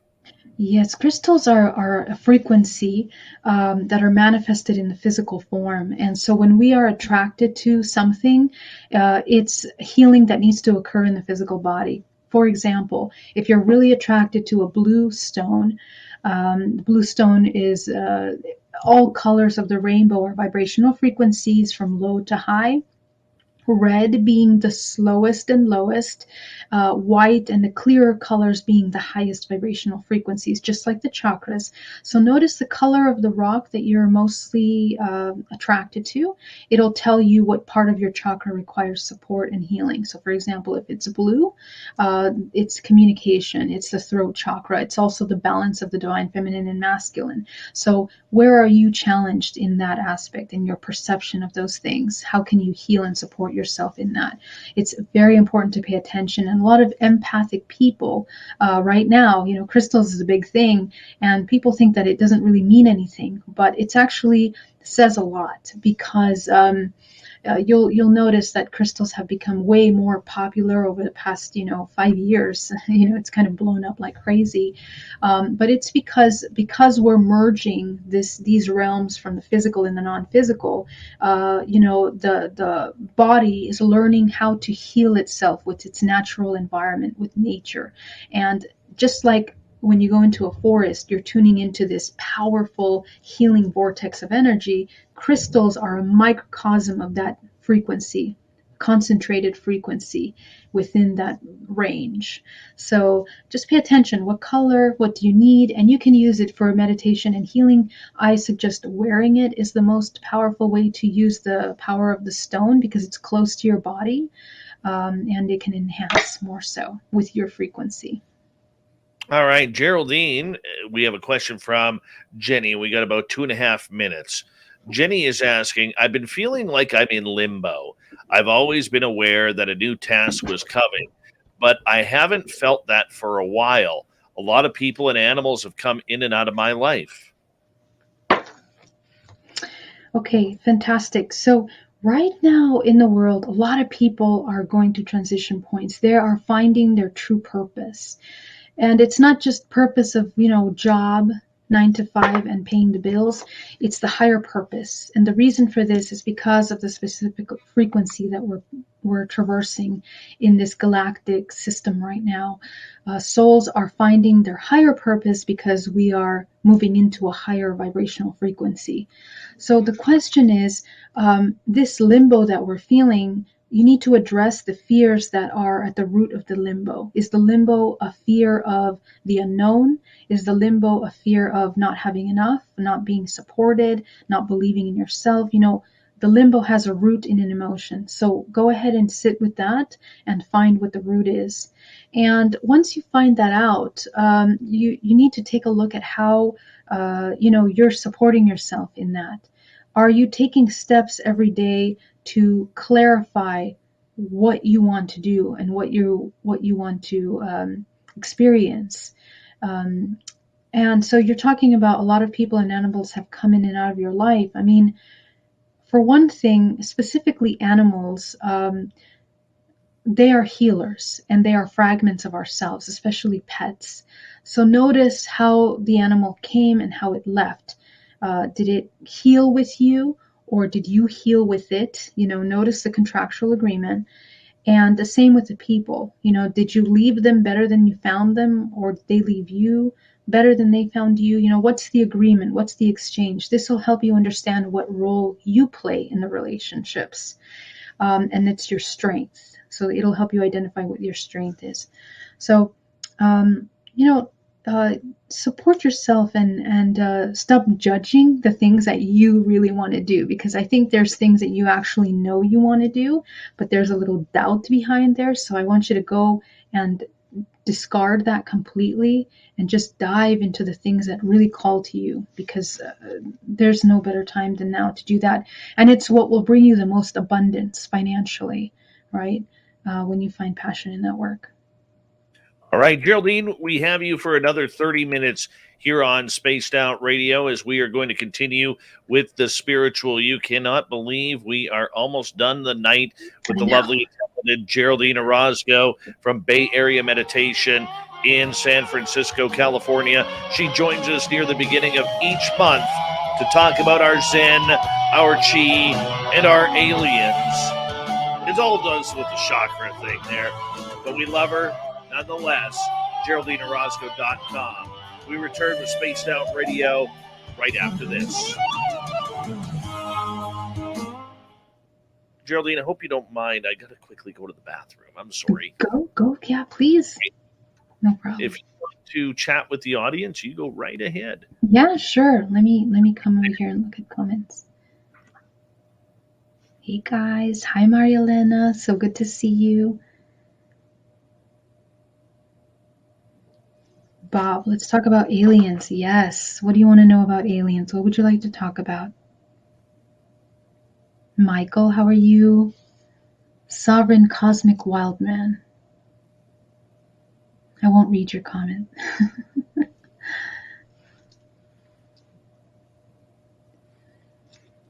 Kira, so good to see you. So much love to you. Thin Lizzie Borden, thank you so much. Fernando Estrada, do you do free scans and readings? Sometimes I do, especially in these kinds of occasions. But I will say that the information sometimes is quite sensitive. So it depends how much you want to hear, because a lot of times it can be quite sensitive. Reviver, how are you? Kira, thank you so much. It's such a pleasure to be here with you. Michael, hey. Controlling craft with avatar projections. That's a great question, Bob. Yeah, we can definitely talk about that. Definitely, that is a huge technology that is used, and it actually is used a lot with cloning projects as well, because they're navigating with DNA, because crafts are sentient and they're organic, and it's encoded with DNA. So whoever is in charge of the craft is going to be, it's almost like a binding, or like a, you know how phones, like they merge when you touch them next to each other. So for example, whoever's DNA is in alignment with that craft, it just kind of comes online for that specific person. Hey Larry, much love to you. FAP, hello. Zokchil, hi Geraldine, heading to Aguascalientes, Saint Germain. I'm booking with you. I can't wait to work with you. Yeah, Aguascalientes, that's a big one. That's a beautiful, yeah, that is sacral energy. And that's a wonderful divine feminine energy that you're healing. Saint Germain is also, Saint Germain, violet flame frequency healing. So you're healing a lot of the third eye and the crown chakra when you're there. Okay. Angie says, Sovereign, do you know of anyone that actually, she's writing someone. Hi, Angie. So good to see you. Calliope. Thank you, Geraldine. What's the vibration sometimes felt between states of consciousness, sleeping and waking, etc.?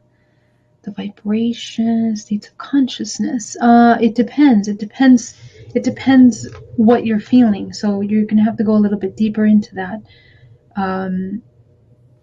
Because usually we're not aware during the states in which we're navigating in dream time, unless it's waking state.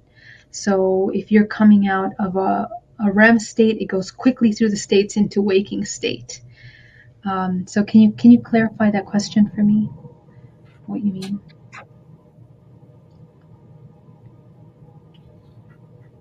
Did I miss a question? Sorry about that. Yeah, no problem. We're having fun here with the audience. Let's see. Somebody had a question. Nicholas says, "Oh, thank you, Geraldine. What's okay? Yeah, Cully Poly. Go ahead and clarify that for me. Some sort of headset, mind virtual reality control. Yes, that is one way. That is one way that it's done for sure. And you don't even really need a headset unless that's your personal experience. Dave, did you leave? Okay, Nicole says, such an informative show. Love when you're on. Thank you so much, Nicola. It's so wonderful to be here with you. Never good when I accidentally take myself out of the studio. Yeah. Excuse me. Yes. All right. We have about 45 seconds. Okay. Eric says, hi, Geraldine. Are you familiar with Dr. David Peter Better and the Robotoid? No, I'm not. I'm not, Eric. Robotoids. Nope. No, I'm not. Did you answer Sovereign's question on the screen? No. Okay, not yet. We'll get into that. We'll get into that. All right. 15 seconds. Thank you to Smithy ×2, Lured In ×2, Lone Wanderer, Tim, and Smithy with the hat trick of Super Chats tonight. It is a wonderful way to support what we do on this show on a nightly basis. Thank you to all the veterans who have tuned us in tonight. We really appreciate you. Here we go with the second half of the show.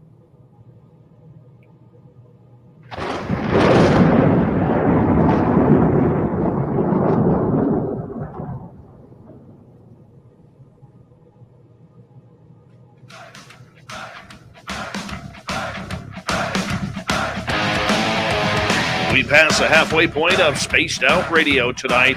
Good to have you with us. My name is Dave Scott. We really appreciate you tuning us all in. Want to remind you that if you've missed portions of this show or others, check out our free archives at youtube.com/Spaced Out Radio. Do old Davey the favor, hit that subscribe button. Our website is spacedoutradio.com. We have a plethora of features for you. Rock out to Bumblefoot, read Shirky Poo's Newswire, check out our swag as well. Follow us on Twitter at Spaced Out Radio, Instagram at Spaced Out Radio Show, and on TikTok at Spaced Out Radio. For the next half hour, we have Geraldine Orozco and the Spiritual You. Geraldine joins us near the beginning of each month to talk about our Zen, our Chi, our chakras, and we'll sprinkle in some aliens every now and again. Geraldine's website, GeraldineOrozco.com. Much love, Geraldine. Thank you again for joining us. Thank you so much. Once again, so excited to be here. All right. Sovereign is wondering, it used to be more talked about in the past about aliens leaving rocks for abductees. Please break down everything you know about rocks and aliens. Do they make rock stacks? And what's the function? Oh, that's very interesting. Let's see. Personally, what my experience with rocks is not really in the same way. I mean, I just remember that after my conscious contact experience, I had rocks stuck on my feet. When I came back into my bed and I was just sitting at the end of the bed, and I sat down on the floor and looked at my feet, and I just had rocks as if I had left the house. So this is my experience. I don't know about these rocks messages that are left, but I have heard some of my clients talk about little rocks with symbols being left on the side of their bed. So I don't know if this is what you're talking about. I've heard that a couple times actually. Do you know about that, Dave? Have you heard that? I have. Okay. I have. I don't know what that one. You know what? Sasquatch does it too. Okay. With types of rocks. I think it's a symbolism of Mother Earth. I really do. One of the great stories I've heard about this was Nicole Sakic. She actually got called out to her place where she goes and looks for UFOs. She actually saw a UFO there. Now, when she sensed that the sighting was over, she drove back home, and her sighting place is like a gravel pit. She gets back home, and usually her dog greets her at the door. And she heard her dog whining upstairs in her house. So she goes upstairs to check on her dog. The dog has wet itself on the floor, looking absolutely panicked and scared. So she gets it all cleaned up, not really wondering what's happening with her dog. She goes down to her work area where her computer is, and there is a stack of rocks sitting on her table, her desk table. Wow. Mm-hmm. So she believes that during that time in her travel back home, some sort of extraterrestrial carried some rocks from that gravel pit, came into her house, accidentally scared her dog, and left the symbol with the rocks like, hey, we saw you. Thank you for coming out when we called. Wow, that's incredible.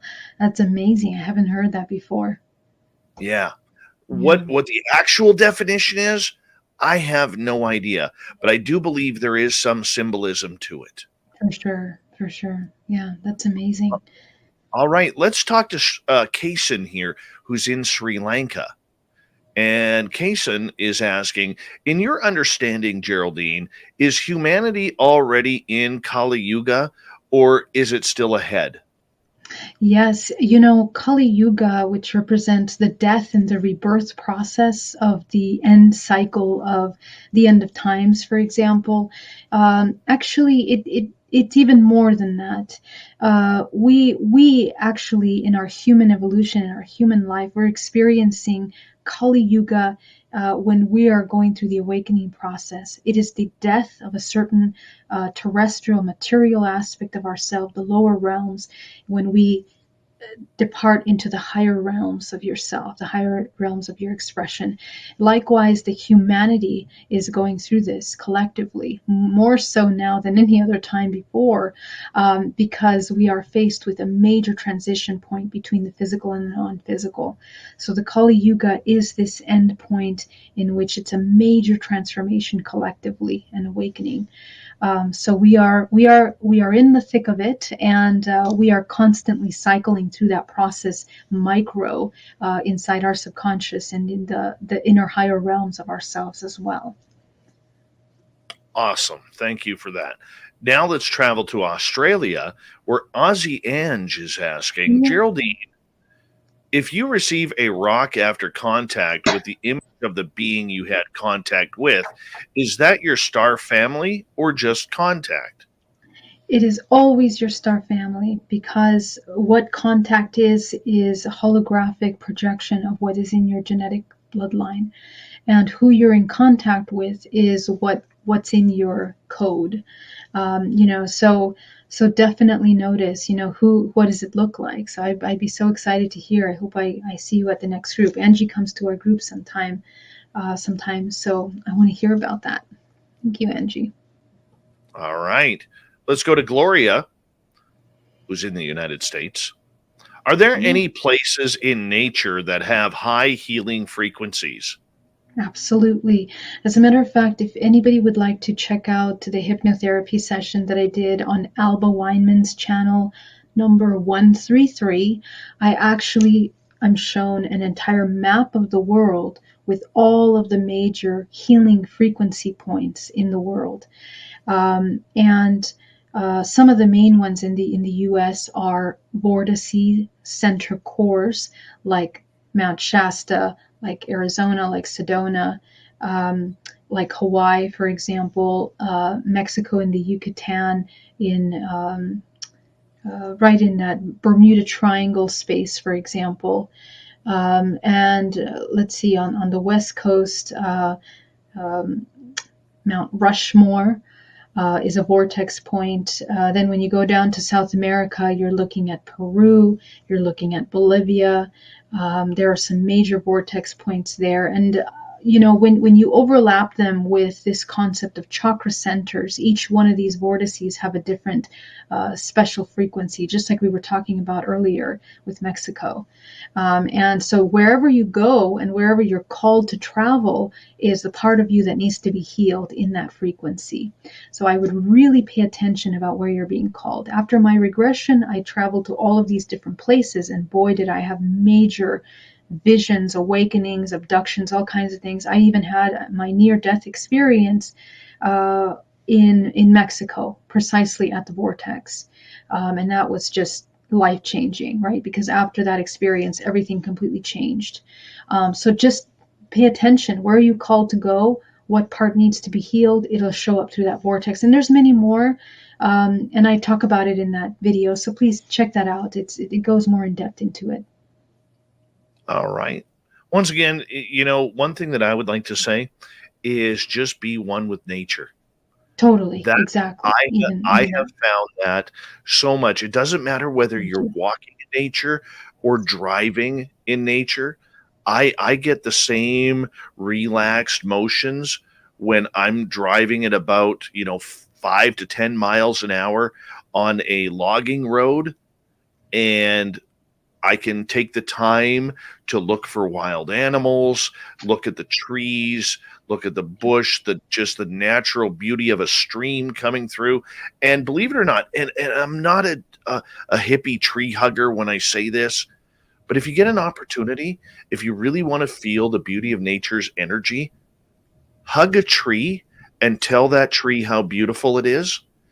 You can actually feel the love of the tree coming back into your hands and into your body. I know that sounds completely woo and completely BS, but if you are concentrating on true love for that piece of nature, it will actually show you that love back.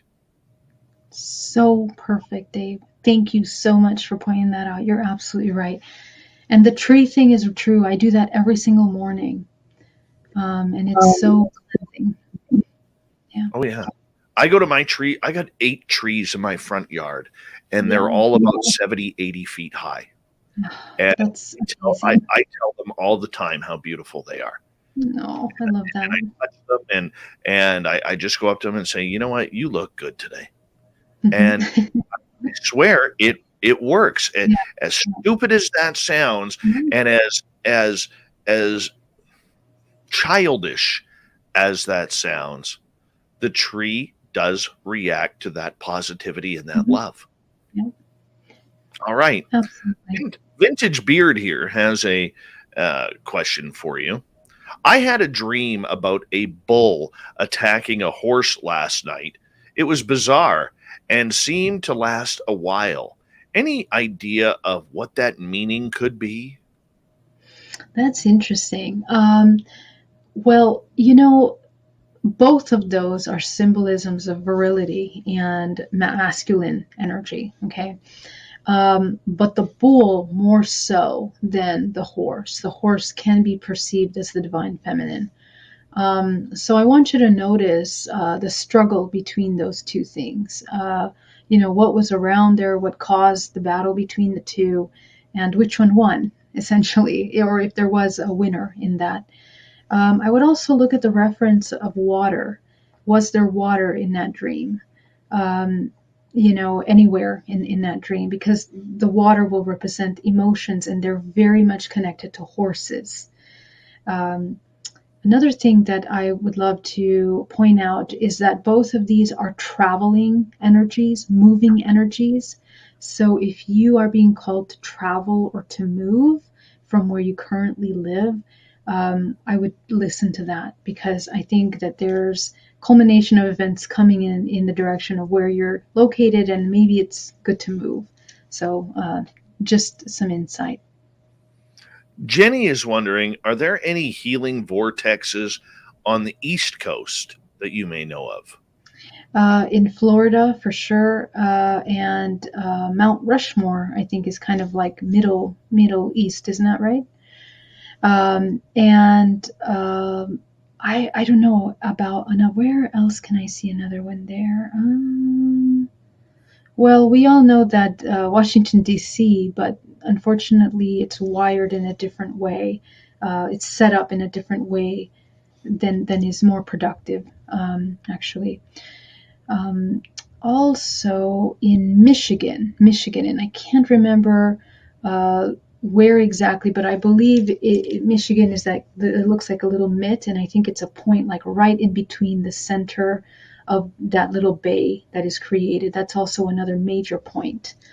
And I think that's the only ones that I saw in the East Coast that you can check out. Sounds very good. Sounds very good. Geraldine, while we're waiting for more questions from our audience, I know that you wanted to touch on a couple of things here tonight, outside of dreams, about navigating alternative planes. What is this about? Yeah. Well, one of the things that I wanted to talk about was fragmentation and how fragmentation occurs, fragmentation of the soul. So there's different ways that we experience fragmentation. One is through trauma, when we experience traumatic experiences in which we feel helpless. And that feeling of helplessness can be something as simple as someone saying something nasty to you, to experiencing like a car accident or something like that. That trauma creates fragmentation of the soul, and the human body becomes split in timelines. You're stuck in the timeline in which the event occurred until you go and you address that fragment of yourself. But there's another aspect of this which happens in terrestrial, and there's another aspect that happens in the non-physical. For example, when you're astral traveling or in ET contact, for example. We also have fragments in those planes. When we experience contact that's incredibly traumatic, somehow we are fragmented in that time. And so oftentimes it'll be what we call in ET contact a marker memory, which you're not going to fully remember what happened in that experience, but you're always going to remember that memory. And sometimes in hypnosis, you can recover what happened there, but you have fragments that are stagnant in that memory as well. So it's important to bring this up because I had a very interesting client today that we found clones in her multidimensional body. And I've noticed this a lot recently, that some people that have specific bloodlines that are preserved for centuries and centuries, that have been used in many different programs, either nefarious programs or high vibration, these bodies become cloned because of their DNA, because the DNA is concentrated with a cocktail of DNA. And what that means is that we have access to all of the different species that make up your genetic code. This is a combination of vibrational frequency. It's also data into these bloodlines, into these species that help you understand advanced technology, help you understand how to navigate other dimensional planes, healing abilities, psychic abilities. All of that is encoded in your DNA, and all of that is connected to the different species that you're connected to. Okay, so why that's important is because a lot of people that have been doing a lot of shadow work for a long time, they've already integrated all of the trauma from their current life, and now they're going into these higher planes. They're going into past lives. It's very important to go into your past lives and reintegrate. Some people are going into their ET lives. They're remembering their ET contact now. It's important to reintegrate from that contact as well. Okay, so the purpose of our human body is to be able to reintegrate all fragments so that you become whole. Reintegration simply means becoming aware, awakening consciousness in our current life, awakening consciousness as that fragment experiencing trauma. When that fragment awakens consciousness, it changes. It has the ability to choose and apply its free will for the first time in that experience. And so essentially, we end up being a really huge, massive organism with all of these fragments that are conscious of themselves. So this is very important for people that are experiencing dreams and navigating other dimensional planes, to pay attention to the experience and to notice when there's an opportunity for healing and reintegration from there, because it can be life-changing. People can heal from diseases, long-term diseases, by doing this work. people can heal the body, people can begin to manifest and remove blockages of poverty, whatever, broken relationships, families, things like this, all kinds of things. So really, really important to do that kind of work. How do we figure out it's working for us? How do we know within ourselves that this is changing the effects that we needed to change? So how do we know we heal is that we become less and less affected by the trigger that caused you to feel helpless in that scenario. And eventually you solidify down to the subconscious level a really profound neutrality. And the observer state becomes completely aware and in control of what it's co-creating. And this is how people turn into the Buddha or Jesus-like states, this Christ consciousness, where you can now affect matter. You can change the events that you go into. If you have a meeting, you can use energy to change the frequency of that meeting, the outcome of that meeting. So you now become master of this physical plane, and that's how you know you're affecting it. But you can only do that by embodying a really powerful state of neutrality. I would have never suspected that. We got 4.5 minutes left with you tonight, and it's been an awesome show so far, and I'm so thankful for this. Geraldine, for you, as you look towards, helping yourself and helping others, try and bring that inner peace and enlightenment, as we all start to come out from the situation that we're in right now, and people are starting to stand up and rise and starting to think for themselves again on everything that is going on. What is your message about healing, not for the body, but healing the mind and loving thy neighbor again? Yes, this is where we're headed collectively, into that unity consciousness. Unity consciousness has to be programmed into our way of thinking of everything, which means that we have to stop looking at things as separate, just in general. And this is really the most compassionate way to navigate our current timeline, because there's so much contrast. There's so much, a lot of arguments and fights and disagreements in regards to things. So the more that you can cultivate your energy, keep your energy towards yourself instead of leaking it out in judging things that are happening externally, you will provide trust in yourself. You will create trust with yourself, because you're taking care of yourself, because your focus is now on your healing, on your preservation of life force. Remember that you are an expression of infinite consciousness, and whatever you speak is being created into the physical. Whatever you think is being created in the physical. That's the kind of level of manifestation that we're on right now, and your thoughts are affecting the collective frequency. So unity consciousness means being mindful to the point where you're checking in with your thoughts. Is your thought constructive? Is it productive? Are you imagining death scenarios of yourself in a car accident just someday when you're on auto drive? All of these things are contributing to the collective, and we have a lot more power and input in where we're headed in the next 5 years than we think. And the input is changed by the mastery over the mind and the thoughts. If the minds and the thoughts is running wild and in constant state of fear and survival, well, that's what we're contributing to the collective. So I think it's a matter of shifting the responsibility for what we're doing and becoming no longer victims, or believing that we're playing victim roles in any parts of our lives, whether it's in our relationships, whether it's in our careers, or even with our own inner dialogue. Sometimes we feel victimized all the time. Oh, this person does this to me, this and that. So are you able to take responsibility and you be the change. We have to be kind of tough now. We're evolving from child phase into the mature co-creator. So this is where we want to direct our focus, and notice that it is really the most compassionate thing to do.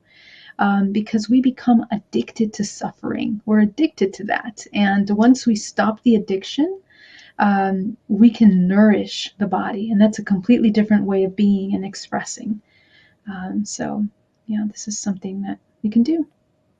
Over the next couple of months, what is your schedule going to be looking like as we start to wrap things up? Yeah, thank you so much. There's so many amazing conferences that I'm going to be a part of. Please check out my website. On February 16th, I'll be with Neil Gower on Portal to Ascension, and we're going to be diving deep into the UFO and ET consciousness. We're going to be discussing races. We have an incredible panel lined up with amazing speakers. Please check out Portal to Ascension for that. I'm also going to be part of the Ascension conference that's going to be taking place March 4th.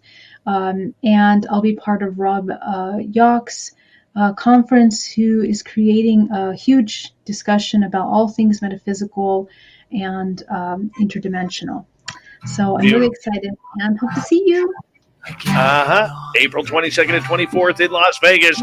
Geraldine Orozco is going to be joining us at the Golden Nugget for our Spaced Out Radio fan party. Info at spacedoutradio.com if you want to come. It's on our website, GeraldineOrozco.com. Hour 3 is next.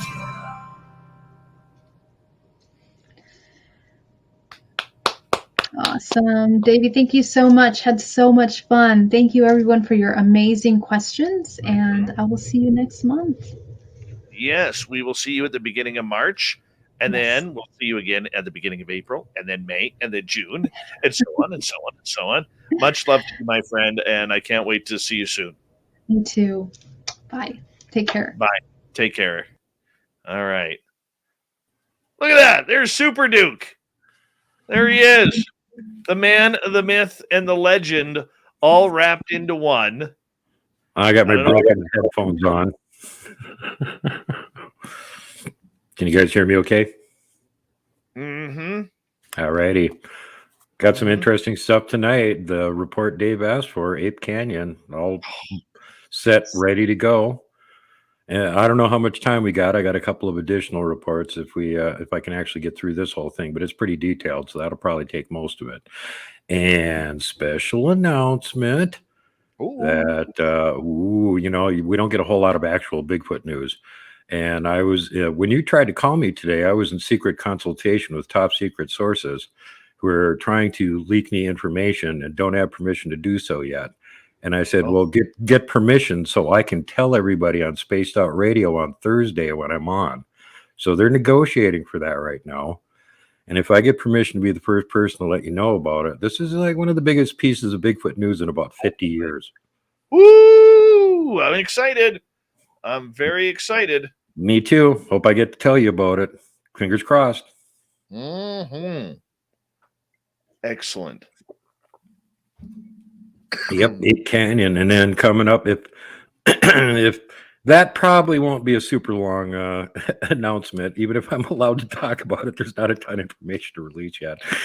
But we also have a report, like I said, lined up from Davy Crockett having seen a Sasquatch, and Daniel Boone having gotten into a gunfight with one. So there's some other stuff to look forward to. Did it fire back? Nope. Actually, according to the report, it took 3 shots to take it down. His kid shot it in the chest twice and didn't stop it. And so it picked up his son and started body slamming him into the ground.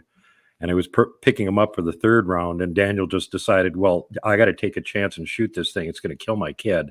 And he got it in the eye and dropped it. Mm-hmm. You know, that reminds me of the old McLean and McLean song. Daniel Boone was a goon. He was an asshole. Excuse me. Hey, Bombshell Bomber is back in our chat room. Where have you been? Where the hell have you been, Bombshell? We have missed you. We have missed you. Oh, it's like an old friend coming home. Bomber. I'm coming home. I'm coming home. Tell SOR I'm coming home. If you hear noise in the background, it is not Sasquatch attacking my place. We are having a kind of a blizzard thing going on here right now. Nice. Good for you. Pretty loud. Hopefully it won't bleed through and you won't be hearing it there. Very cool. Very cool.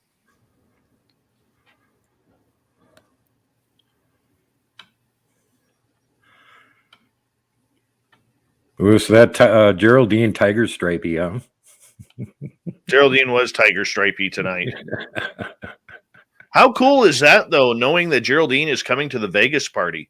That's super awesome. It's going to be so much fun for all the fans that get to show up there. They're going to get to see a lot of their fave people from the show all at the same time and get to meet them. So it's going to be super awesome fan time.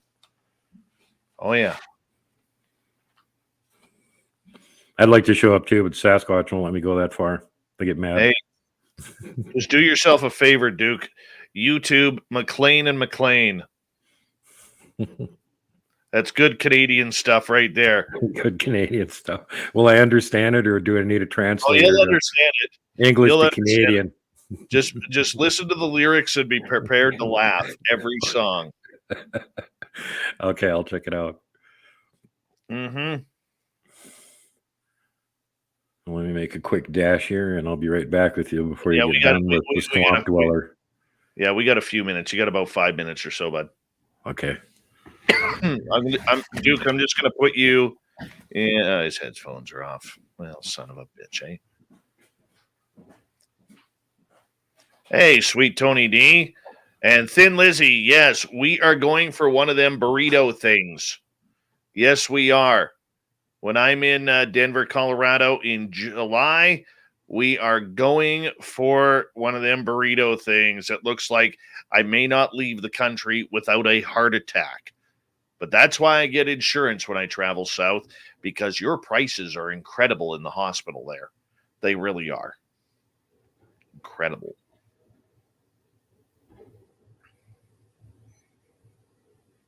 Mm-hmm. Yep. I'm going to have a little sip of water here.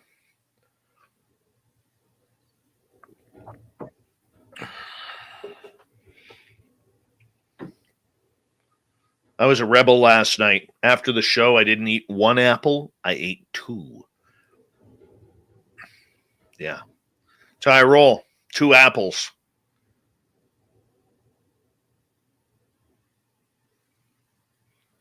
Mm-hmm.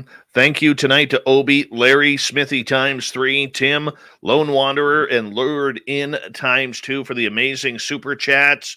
Really do appreciate it. We're going to kick off hour number 3 here in about 10 seconds, everyone. So sit back, relax, chill, and let's get ready to go into the swamp, shall we?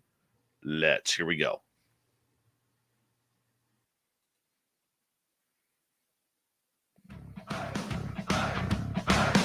Would you like to connect with us? Head to spacedoutradio.com for all your latest show info. Now, back to Dave Scott and SOR. Third and final hour of Spaced Out Radio tonight. My name is Dave Scott. Thank you so much for taking the time to join us. We really do appreciate earning your listening ears wherever you are on this beautiful planet we call Earth. Hello to everyone listening in on our terrestrial affiliates around North America, digitally on TalkStream Live, Revolution Radio, at KPNL. All of our archives are free. Join us at youtube.com/Spaced Out Radio. Just do old Davey the favor. Hit that subscribe button. The Desert Clam is set the password for tonight in the SOR Space Travelers Club. Jetatura. Jetatura is your password. Use it wisely, Space Travelers, as the Clam sets the password each and every night right here on Spaced Out Radio. Our website is spacedoutradio.com. We have a plethora of features for you. Rock out to Bumblefoot, read Shirky Poo's Newswire, check out our swag as well. Follow us on Twitter at Spaced Out Radio, Instagram at Spaced Out Radio Show, and now on TikTok at Spaced Out Radio. Let's head over to the swamp, where our main man, creepypasta legend, Swamp Dweller, tells us another spooky story. Hi, Spaced Out Radio listeners. This is Swamp Dweller. It's time for your nightly dose of spookiness on the show. If you have an interesting encounter or a spooky story that you would like to share, be sure to submit them in at swampdweller.net. You can also find our YouTube channel at youtube.com/swampdwellerreads. Now, let's chill out, relax, and together, let's enter the swamp. Hi, Swamp Dweller. I've been listening to your stories for about a month now, and I want to say you are my favorite narrator I have encountered thus far. I always think the stories you tell are fascinating, and they've got me thinking about things that I experienced myself. I am 18 years old and I live in the Netherlands, so do not expect a Bigfoot, Dogman, or any kind of cryptid story. The forests here are just way too small, and the population density is too high to have such creatures lurking about in the woods. But, as probably many of you know, that does not mean that weird things do not occur. With that having been said, let me tell my two stories that still make me ponder sometimes. When I was about 13 or 14 years old, a new kid joined my class and became a member of my group of friends who I still see regularly. I will call him Brent to make things easier. Brent lives at the border of the biggest patch of woods in the vicinity of my house, which has an area of about 35 square kilometers, or 13.6 squared miles for the American folk. His family has a respectable piece of land for Dutch standards, and has an extra building on the land which is used for office and guest stuff. Next to his land was an abandoned property, which consisted of 4 small buildings, of which 2 were inaccessible. Well, Brent, my friends, and I, being young teens, often went to this property and hung about the place, smashing windows and blowing up toilets and other stuff with fireworks. This eventually grew out to us having a sleepover in the guest house about once a year, during which we would wait until midnight to venture out into those woods. The abandoned property, other towns, or sometimes all of them until the sun came up. We would occasionally build and throw Molotov cocktails in the concrete shed of the abandoned property, set off heavy fireworks, and one time even blew up 15 liters of lighter fluid on the sandy plains of the woods.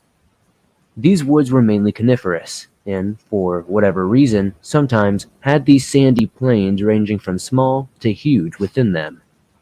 We liked one plain because it was about 3 miles away from the house, and sand doesn't burn, so we were confident enough to set up fireworks there and not cause a forest fire. This annual night got a name, which roughly translates to Chaos Night. Childish, I know. One Chaos Night, there were only 3 of us because the rest of the boys had family things to attend to, because it was roughly around Christmas and New Year's Eve. That night was freezing cold, and we went out to walk to the sandy plain in the woods about 5 a.m. I remember it being so cold that the light yellow sand of the plain was frozen and glistening under the sky. During the walk there, however, something strange happened. We were walking single file, Brent in the middle, another friend called Steve in the front, and me in the back. When we were almost at our destination, whilst we were talking, I heard the whispers or mumble of a woman. Just about 3 to 5 yards away, directly to my right. Brent and I stopped dead in our tracks because we have never heard something like that before. Brent often walks his dogs in the late evenings through those woods, and I have had enough adventures out here with my grandpa at night in the forest to know the common sounds of the Dutch critters as well. Steve has trouble hearing higher-pitched sounds, and was a bit further away from where the sound came from, so he didn't notice it. But Brent spun around, and we both looked at each other, confirming that we both heard it. We stood there for a bit, told Steve what we were hearing, and I shined my flashlight in the direction of the sound but never saw anything. This made us shrug it off and continue our little adventure. This might not sound scary at all, but you have to take some facts into consideration. Animals of the woods are extremely shy here, and will run off if they hear you coming, and we were plenty loud. Also, the other animals that would be active on the ground at that time, and maybe would let us come that close, would be a moose, or maybe a rat or something. But I can assure you this sounded way too human. Brent even agrees with me that it sounded like a woman.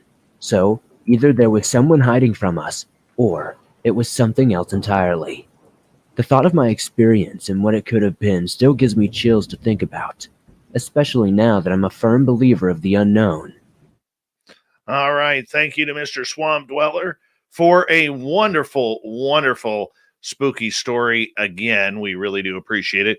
Go to youtube.com/Swamp Dweller Reads, and we'll check it on out. But now it's time to get a little dusty and dirty. Let's head into the forest with the Bigfoot update and the cryptid update. Here's Super Duke Sullivan from World Bigfoot Radio.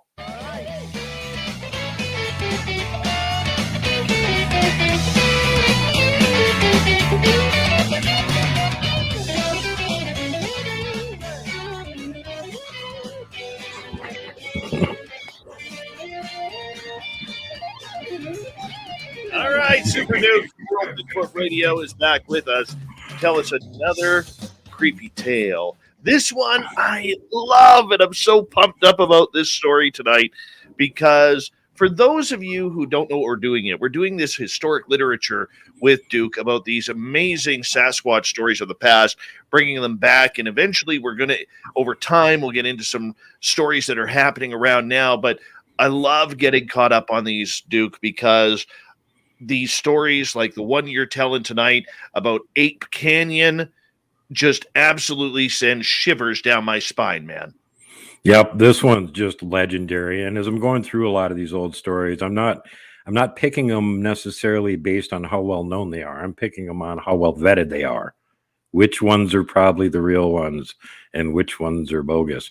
And some of the stories you're going to hear coming up here, you probably never even heard before. And they're just like horrifying, riveting. Oh my God. But this is one of those horrifying, riveting ones that's been vetted to death. People have written like full-length books on this one.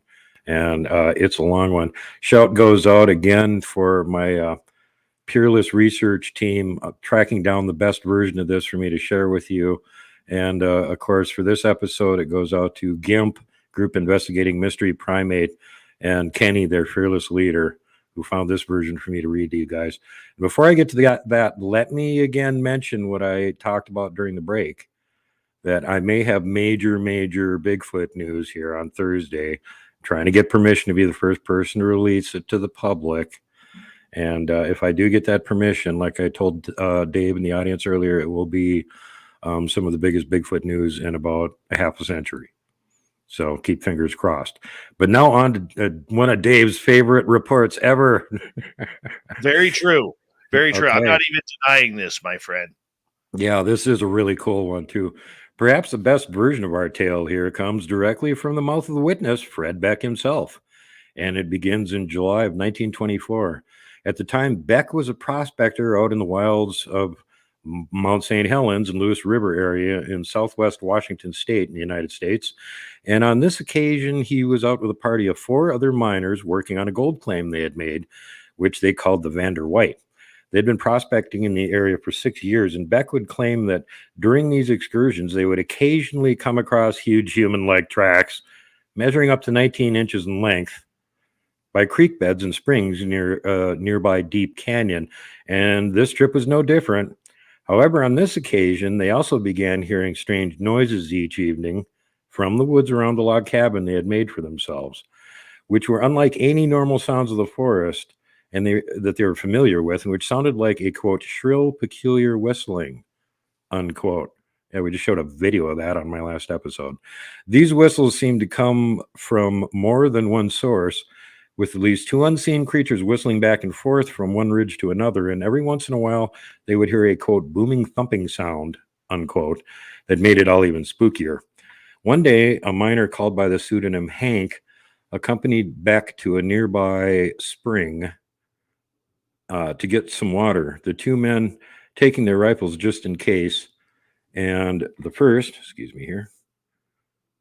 of an odd series of events would play out. Beck would later say, "We walked to the spring, and then Hank yelled and raised his rifle, and at that instant I saw it. It was a hairy creature, and he was about 100 yards away on the other side of a little canyon, standing by a pine tree. It dodged behind the tree and poked its head back out from the other side of the tree. and at the same time, Hank shot. I could see the bark fly out from the tree from each of the 3 shots. Someone may say that that was quite a distance to see the bark fly, but I saw it. The creature I judged to have been about 7 feet tall with a blackish brown hair. It disappeared from our view for a short time, but then we saw it running fast and upright about 200 yards down the little canyon. I shot 3 times before it disappeared from view. The 2 made their way back to the cabin and excitedly told the others what had happened, prompting them all to make the decision to cut their expedition short. As it was already getting dark and the road was treacherous at night, they decided to wait until the following day and hole up in the cabin for one last night. After a while, they managed to find sleep, but this would not last long, as when midnight approached, they were woken by a resounding thud against the cabin wall that caused the whole structure to shake and knock loose pieces of wood and dust. The men were immediately on alert, grabbing their rifles tight and listening intently to the silence that had followed that immense reverberating sound. Since the cabin had no windows and they were wary of going to the door to look outside, and so for what seemed like an eternity, they just stayed still with weapons at the ready, locked up in that dark space with unknown menacing things lurking about unseen around them. When no further disturbance came, they breathed a sigh of relief. But just as they began to relax and hope that whatever had been outside was gone, there was reportedly a, quote, great commotion, unquote, outside, which to Beck sounded like many feet trampling about. Hank found a part of the wall from which the chinking had been knocked away and was able to peer outside to discern 3 large dark shapes ambling about. But from the sheer intensity of the sound, they were sure that there were more. At this point, the cabin was then besieged by rocks pelting off the walls and sometimes falling through the chimney of the fireplace, as well as loud booms against the walls as the creatures struck the logs, and the air was filled with what sounded like the resounding footsteps of the beasts on the roof. The men sprung into action, firing their rifles directly through the door and the ceiling. And Beck says of the attack, quote, "The only time we shot our guns that night was when the creatures were attacking our cabin. When they would quiet down for a few minutes, we would quit shooting. I told the rest of the party that maybe if they saw we were only shooting when they attacked, they might realize we were only defending ourselves. We could have had clear shots at them through the opening left by the chinking had we chosen to shoot. We did shoot, however, when they climbed up on the roof. We shot round after round through the roof. We had to brace the hewn log door with a log pole taken from the bunk bed. The creatures were pushing against it, and the whole door vibrated from the impact. We responded by firing many more rounds through the door. They pushed against the walls of the cabin as if trying to push the cabin over, but this is pretty much an impossibility. As previously stated, the cabin, the cabin was a sturdy made building, log cabins, heavy duty. Hank and I did most of the shooting. The rest of the party crowded to the far end of the cabin, guns in their hands. One had a pistol, which still is in his family's possession. The other clutched their rifles. They seemed stunned and incredulous. Well, no kidding. The attack continued the remainder of the night with only short intervals between. A most profound and frightening experience occurred when one of the creatures, being close to the cabin, reached an arm through the chinking space and seized one of our axes by the handle, which is much written about incident and a true one. Before the thing could pull the axe out, I swiftly turned the head of the axe upright so it caught on the logs. And at the same time, Hank shot, barely missing my hand. The creature let go, and I pulled the handle back in and put the axe in a safe place. It was not until daylight began to creep through the gloom that the attack seemed to stop, and the forest returned to silence. It seemed as if the creatures, not yet known as Bigfoot, and which they then called mountain devils, were gone. They warily exited the cabin to survey the area, and Beck would claim that he saw one of the beasts standing on the edge of a canyon about 80 yards away, and that he aimed his rifle to shoot at it and sent it hurtling 400 feet down to the rocks below. The men then left with haste, leaving all their equipment behind in the process. He would describe in more detail what the creatures looked like thusly. They're about 7 feet tall, but there are larger ones. They had large ears and a head that was in proportion with their large muscular body. Their shoulders were tremendous, and they had slim hips. They were hairy but not shaggy. In general, they possess a very stout physical frame, but looked more like a giant human than an ape. They all agreed not to tell what had happened to anyone, but according to Beck, Hank soon started talking to people, and before long the story was hitting the news. This would begin what Beck calls the, quote, Great Hairy Ape Hunt of 1924, unquote. According to Beck, they were all relentlessly harassed by reporters, and he said that people had begun flocking to the area armed to the teeth with guns in order to hunt down the creatures, including a big game hunter from England. There are also many trigger-happy people out in the woods. Law enforcement officers and rangers were sent in to disperse them before someone got hurt. In the meantime, Beck went back to his cabin to find it in shambles, as if it had been ransacked, and was able to find large prints left behind, but no sign of blood or of the body that he claimed to have been at the bottom of the canyon. The bizarre account earned the area the name Ape Canyon, and over the years, Beck's story has been told and retold with many flourishes and embellishments, of which he would say years later, quote, "So much has been written in Washington and Oregon papers throughout the years. Most accounts tell of giant boulders being hurled against the cabin and say some even fell through the roof, but that's not the case. There were very few large rocks around in that area. It's true that many smaller ones were hurled at the cabin, but they did not break through the roof, but hit with a bang and rolled off. Some did fall through the chimney of the fireplace. Some accounts state I was hit in the head by a rock and knocked unconscious. This is not true." At the same time, Beck would also add some curious elements of his own, such as that they had been led to the mine by a spiritual being described as a, quote, "large Indian dressed in buckskin," unquote, and would say that he believed that the Bigfoot creatures they had encountered were actually psychic and had a close association with the spiritual realm. He believed the creatures were interdimensional in nature and had observed the group for some time before manifesting in physical form. He would point out the fact that they would sometimes find just a single set of footprints on a sandbar with none others around. And there was never any other physical evidence that they could, other than this, that they could phase in and out of reality. He says of this, "There is no doubt in my mind that these beings were present and observing us, but they had not yet appeared in physical form. There we were standing in the middle of the sandbar, and not one of us could conceive any earthly thing taking steps 160 feet long.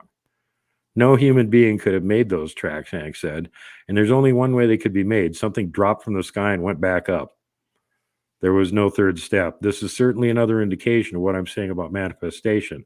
I've heard it said that many ages ago, the Rocky Mountains and Cascade Mountain ranges were a center of a great civilization, and I do think the mountain areas are extra sensitive to spiritual vibration, usually of a higher order, but sometimes lower. We ourselves, being extra sensitive to spiritual vibration, probably had come into contact with the manifestations of these beings easier than perhaps the average person would have.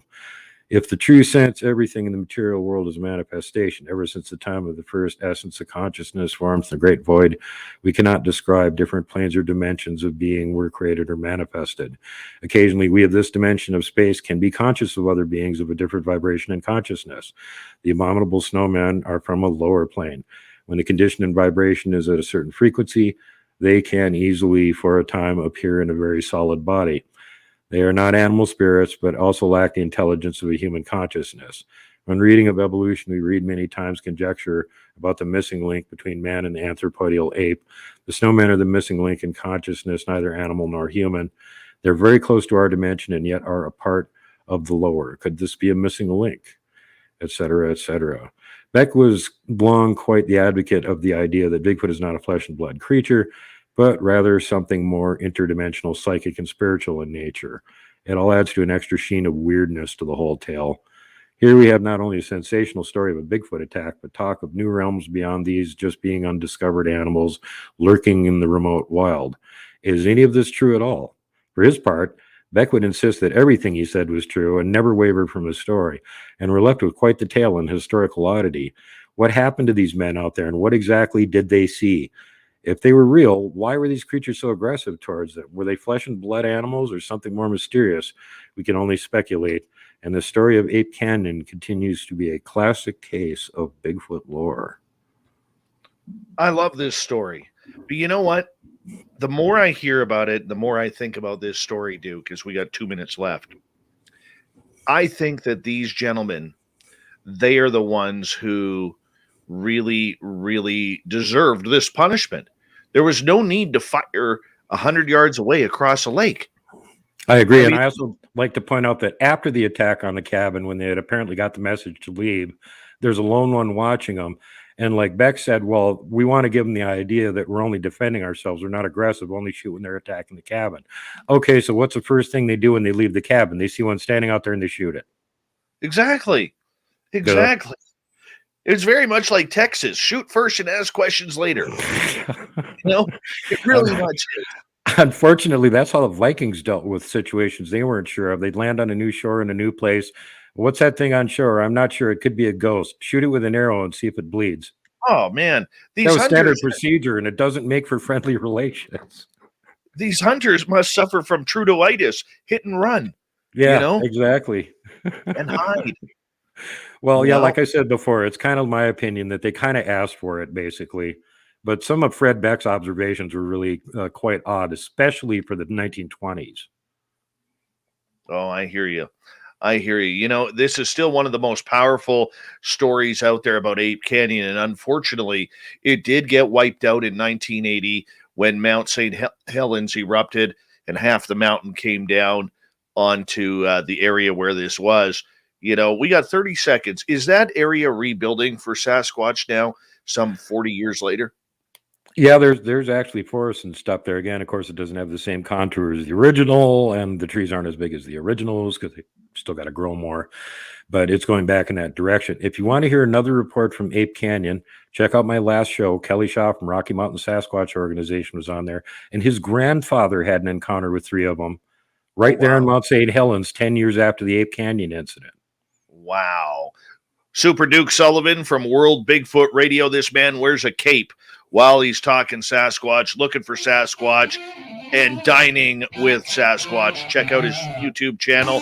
Hit that subscribe button. Duke's going to stick with us if he wants, because we're going to warm up the magic 8 ball. Let's get a little psychic. Let's get a little intuitive next on Spaced Out Radio.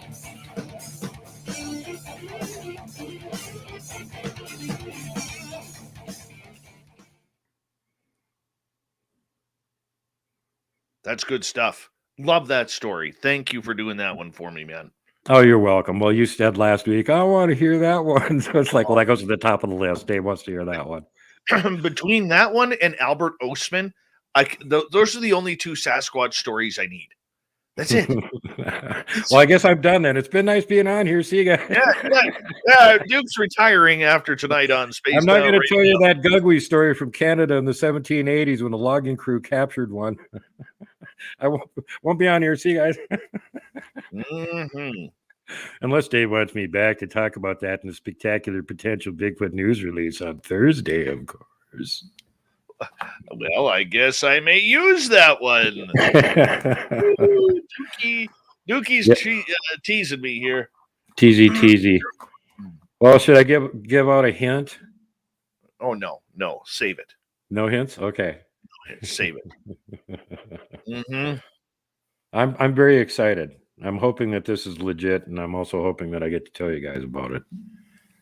By the way, best tweet of the last 48 hours that I've heard and read on Twitter, that the variant of the 19 disease that our illustrious prime minister is suffering from right now is so bad it feels like he's been hit by a truck. Isn't that the new one, the B.A. Baracus variant that they named after Mr. T?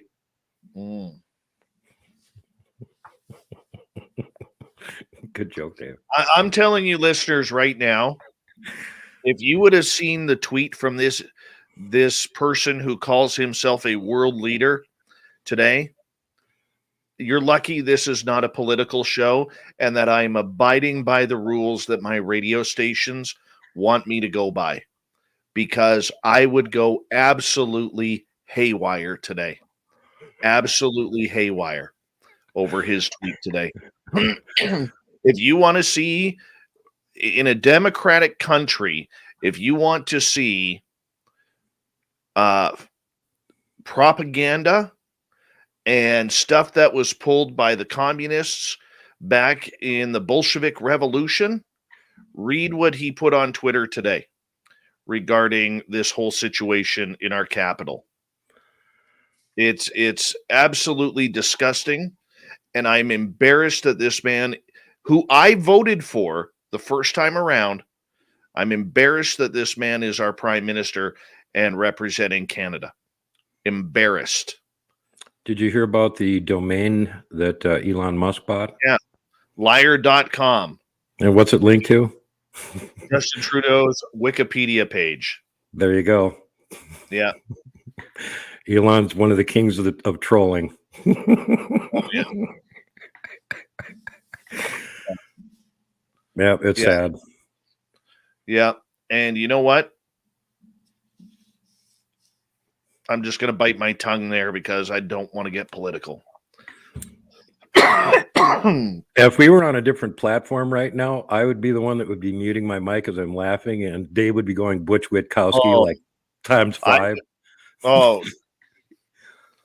What I don't like is lies, and our citizens are buying the lies, or some of them are buying the lies. Okay, give you an example. The Ottawa Police Department has not arrested one protester. Not one. Okay.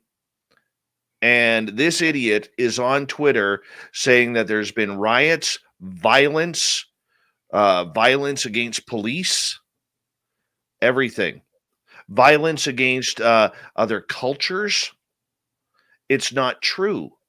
I mean, this is a guy who is hiding somewhere in North America. We don't even know as citizens where our prime minister is right now because he's hiding.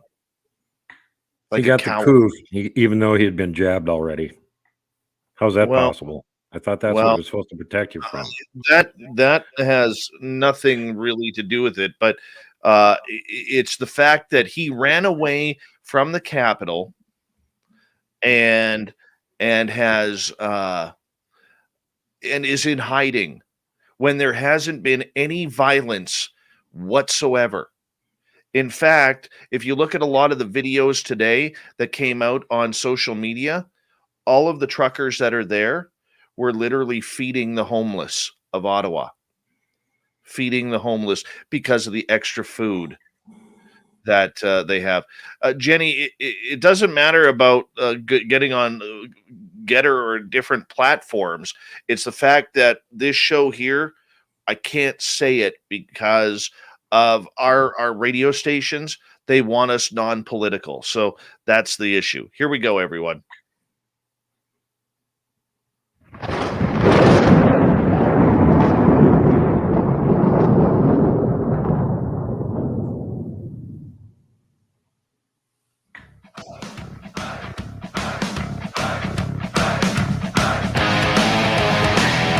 We've rounded third. We're heading for home tonight on Spaced Out Radio. My name is Dave Scott. Thank you so much for joining us. We really do appreciate it. Want to remind you that if you've missed most of this show or others, check out our free archives by going to youtube.com/Spaced Out Radio. Do me the favor, hit that subscribe button. Our website is spacedoutradio.com. We have a plethora of features for you. Rock out to Bumblefoot, read Shirky Poo's Newswire, check out our swag as well. Follow us on Twitter at Spaced Out Radio, Instagram at Spaced Out Radio Show, and now on TikTok at Spaced Out Radio. Let's go to the Magic 8 Ball. We're going to get a little psychic. We're going to get a little intuitive. We're going to get a little woo with all of you. So if you're in our chat room, put your questions in capital letters. We would greatly appreciate it. Super Duke, I'm going to give you, remember, no politics here, the first question on the Magic 8 Ball tonight. What do you think here? Well, of course, the same question that everybody else is thinking is Duke can actually get to release this big breaking Bigfoot news on Thursday? Is Duke going to break this news on Thursday, Magic 8 Ball? Warming up here. All clear for you to do so, Duke. All clear. Very excited about bringing this news to you. I have a question for the Magic 8 Ball. I do. And my question is this. We have some potential radio stations in Canada that may be looking at picking us up here. I can't go into more detail than that, but I'm questioning Magic 8 Ball, and I'm putting out the intention here. Are we going to land some of these radio stations across Canada? The answer is intel looks good. Well, if they're smart, they're going to sign up. So apparently they're not dumb. Got that right. You got that right. I mean, no offense we have one Canadian station, Saga 960 in Mississauga, Ontario. And we love being there. We've been there 2 years now. 2 years. And our audience out of Mississauga has grown exponentially since we first started. And big shout out to Jody Panu, my boss there, and she is absolutely wonderful and loves the show. You know what I find funny, Duke, is there are still people out there, who say, I'm not, and this show is not on any terrestrial radio stations. It's pretty easy to find us, Yeah, pretty easy. And a lot more of them are going to want to sign you up, and they start realizing that Spaced Out Radio is the force of the Great White North. You got that right. I gotta get you to do some intros for me, man. I gotta get you to do some intros. I can't believe that on a night of Magic 8 Ball, we don't have a single question from our audience in our chat rooms. Come on, audience, let's go. This is amazing to me. Amazing. Usually, I'm finding it hard to keep up. Not this time. Not this time. Maybe we should just talk some Bigfoot. How about that? We can do that. I don't mind. Well, we're waiting for questions for the Magic 8 Ball. I can give you guys the Shorty Duke version of the Kelly Shaw's grandpa's encounter, which is about 10 years after Ape Canyon. And apparently his grandpa and a couple of his friends would like to go up to this. There was a teeny lake there at one point, which has now probably been blown off the mountain. But back in the 1930s, it was there. And it was really a long hike to get into this thing. So these guys didn't want to carry a whole lot of extra food or gear with them. So they'd wait until there were berries there in the valley where the little lake was. And then they'd all hike up there, and they brought their fishing gear with them. So some of them would go around and collect berries, and other ones fish. And that's basically what they were eating while they were up there for a few days, having their little mountain adventure. And they do this every year. Well, one year they're up there, and Kelly's grandpa is on the fishing detail. He's down by the lake, and he's fishing away, and he's catching fish, and he smells this weird rank odor, and he turns to his left and looks. About 30 feet away from him, they're standing 3 Sasquatch. Now, he has no idea what these things are. He wasn't up there, apparently. He was in his 20s then, so he probably hadn't heard about the Ape Canyon, ape hunt 10 years before. He'd completely missed the whole thing. So unaware of what these things were, completely freaked out. And he's like, well, what do I do now? They're not advancing on me. They're just standing there looking at me. If there's no other options, they're on the trail between me and camp. My only other option is to jump into this freezing lake and swim across it. That sounds like a bad option. What should I do? So after about as long as it took for him to run this through his head, he decided he was just going to keep fishing. So he threw the line back in, kept fishing, watching out of the corner of his eye. What are they doing? They're not moving or anything. And then he started thinking, well, maybe they want to fish. So he reached into his little pouch that he had the fish that he had caught in, and he flipped one out toward him. And the little one came walking over and picked up the fish and brought it to one of the 2 bigger ones. So he grabbed another fish and he threw it out there. And the little one came and got that and brought it back to the other big one. And he goes, okay, they want fish. If I give them fish, maybe that's what they're looking for, apparently. They're liking it. They're taking them anyway. So he takes the 3rd fish and he throws it over to the little one. And the little one comes and grabs it and goes back to the group again. He reaches into his pouch and goes to throw a 4th fish, and they're gone. Well, he's kind of happy that they're gone, and he's pretty shook up about this whole thing. So he decides that while they're not on the trail blocking the path back to their little cabin that they had there that they would go to every year, that he would just make a hasty exit and make it back there. And when he got back there, the rest of the group were frantic and trying to pack up and leave. What happened? Well, apparently they ran into 3 Sasquatch while they were out picking berries. And judging from the description, it was probably the 3 same Sasquatch. So that was the last time they went up there for their little camping expedition to Mount St. Helens. Duke, I want to ask you, how rare is it to have an encounter with multiple beings at the same time? It's really rare. Some people think that they're solitary. They aren't. They're always in groups. They're just like, gorillas or chimpanzees or any of the other great apes. They're social. They're always in groups. But that doesn't mean you're going to see the whole group. If you see one or something, that's, pretty amazing. Generally, it's accidental. In situations like this, I mean, they were literally going, "Hey, give us fish." That's why all three of them are right there blocking the path. "Hey, give us fish. Quit hoarding all the fish." So that's very, very atypical. You hardly ever hear encounters like that, but they do happen. It just surprises me. It really does surprise me when it all goes down like that, because you always hear people that they catch a glimpse, and it's Mhm. always one singular individual. But to have multiple encounters with these creatures, and my only two encounters have been with two of the creatures. Mhm. The two at my old hometown, and the two up here that chased Merle, Mark, and myself out of the forest. Well, I still think there was a third there, but that's to be debated because we didn't see anything, But I mean, you don't hear a lot of people reporting multiple creatures. You No. really don't. No, it's fairly rare when you get to see more than one of them. That's pretty much out of the ordinary, and generally only happens with people that are doing like long-term research and they've got a group that are really used to them. And it's still rare to see more than one at the same time.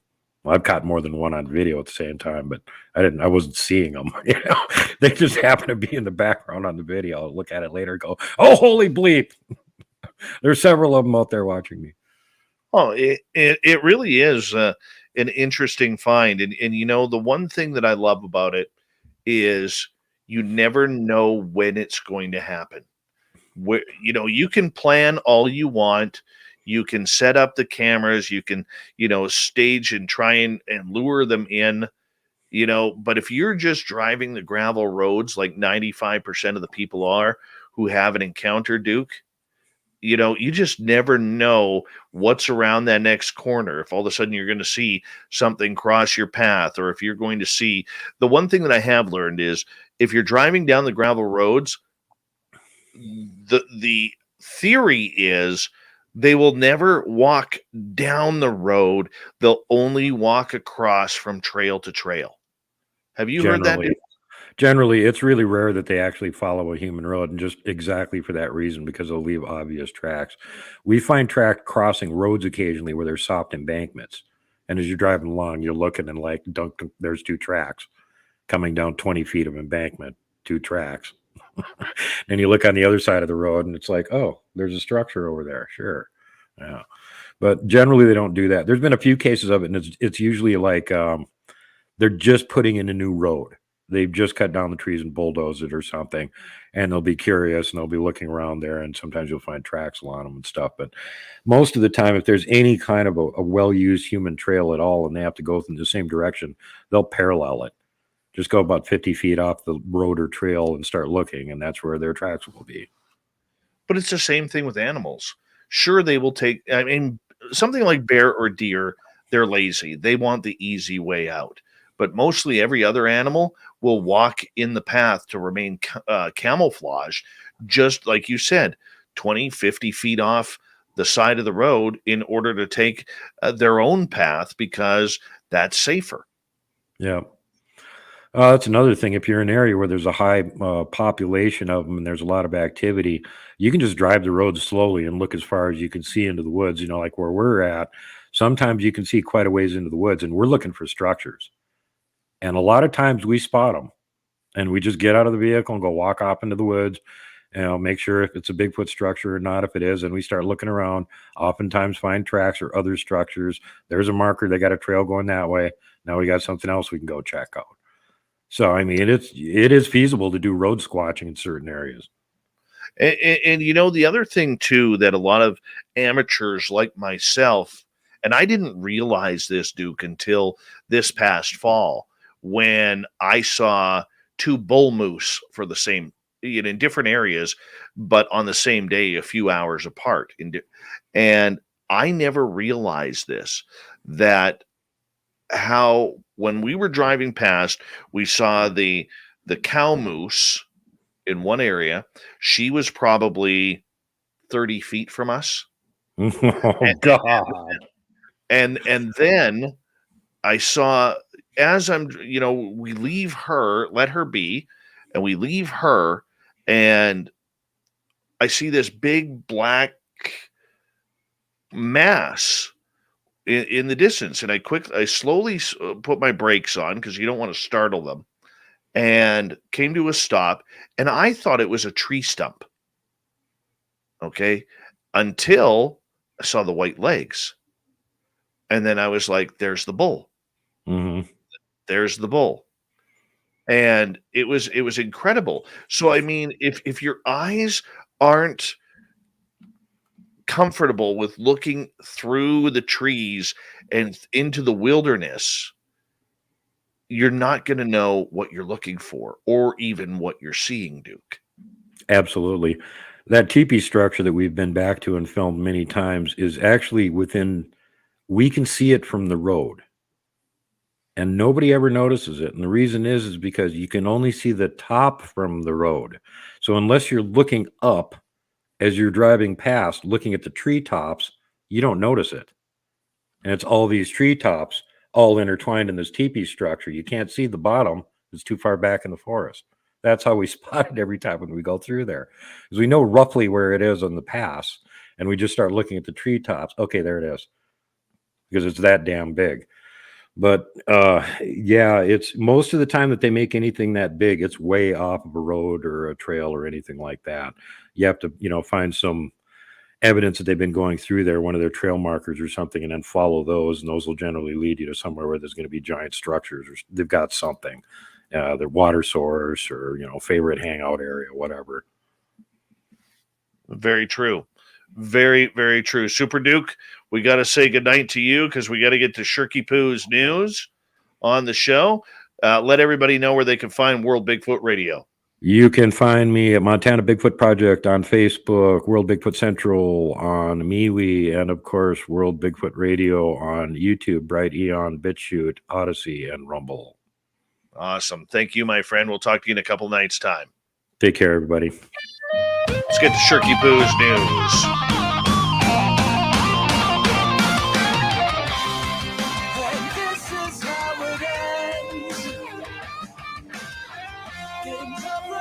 All right, let's see what Shirky Poo has for us.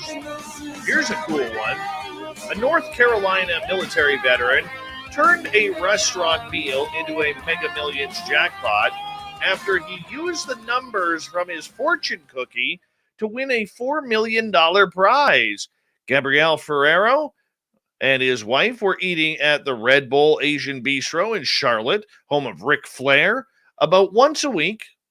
And last week, however, their cookies were extra fortunate.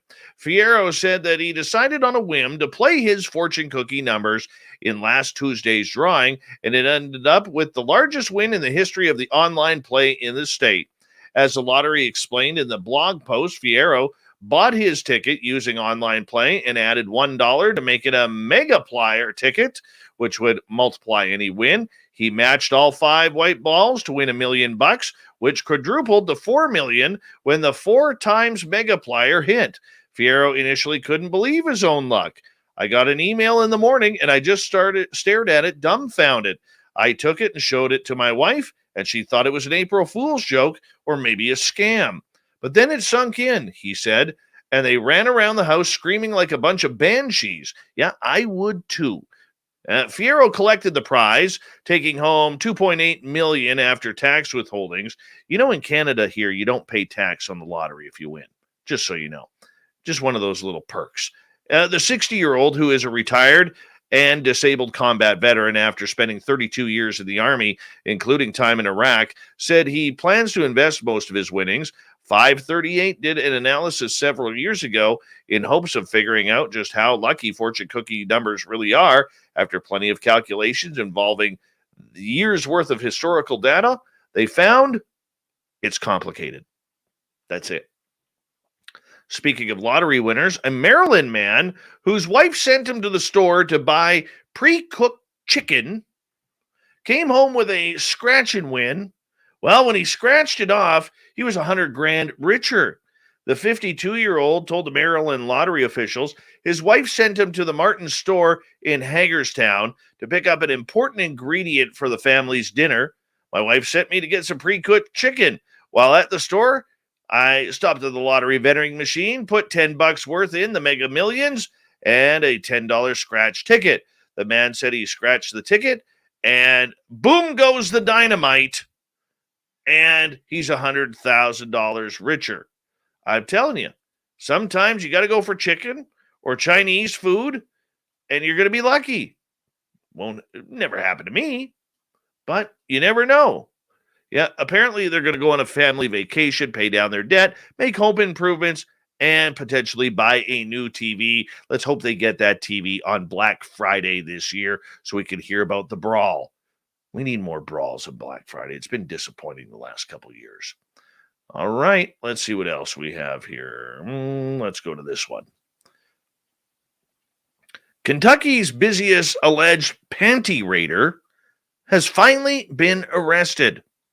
36-year-old John Hawkins III was arrested and charged with 7 counts of second-degree burglary, a Class C felony, according to the State Journal. The Harrodsburg man was accused of stealing approximately 100 pair of women's undergarments and bras in Franklin County. He was arrested this past weekend. The Franklin County Sheriff's Office said Hawkins entered several homes last summer during a string of burglaries and allegedly stole only women's lingerie.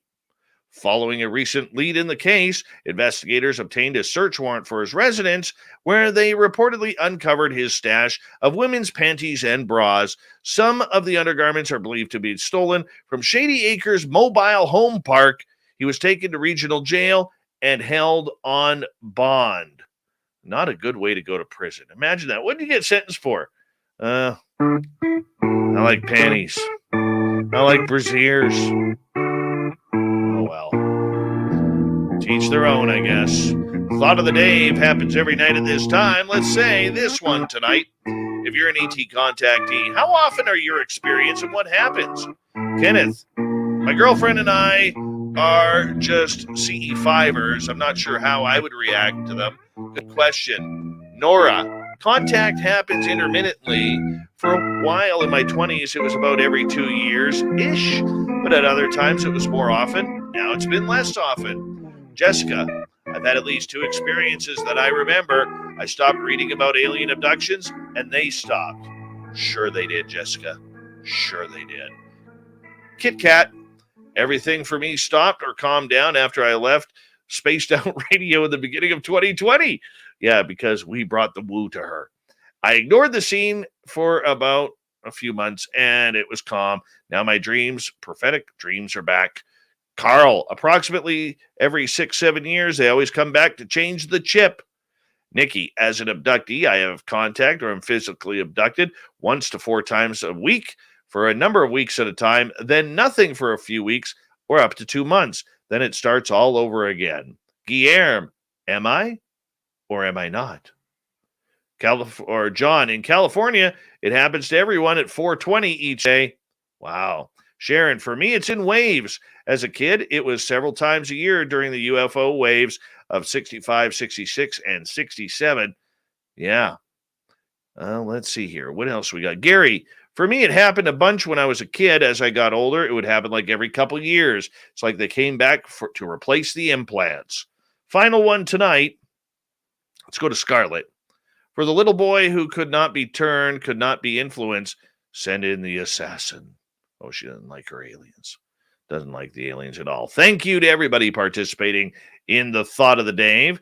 Thank you to Super Duke Sullivan from World Bigfoot Radio for some great stories. And, of course, Shirky Poo for the news. And, of course, our big guest tonight, Geraldine Orozco, the Spiritual You. And how could we forget our main man, Swamp Dweller, for freaking us out with another spooky story.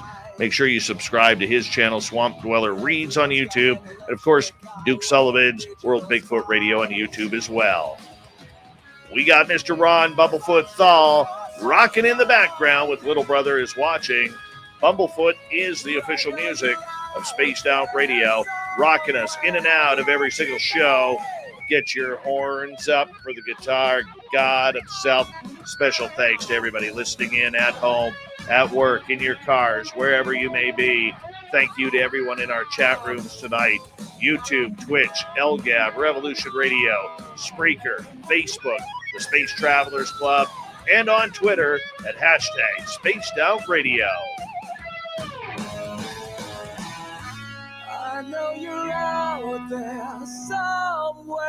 Remember, this show is copyright by Spaced Out Radio and SOR Media Ventures Limited. Thank you so much for choosing to share your evening with us, because together, my friends, we own the night. Mr. Bumblefoot, we need a favor. We need you to take us home.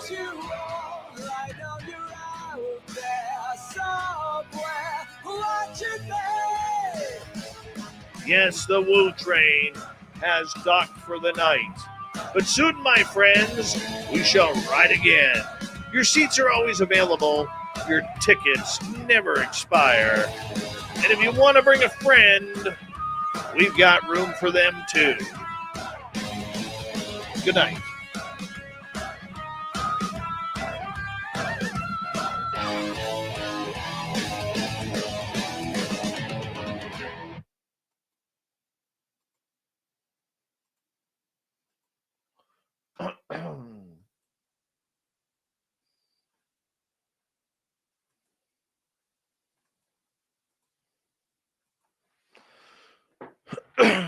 All right, that was a good night.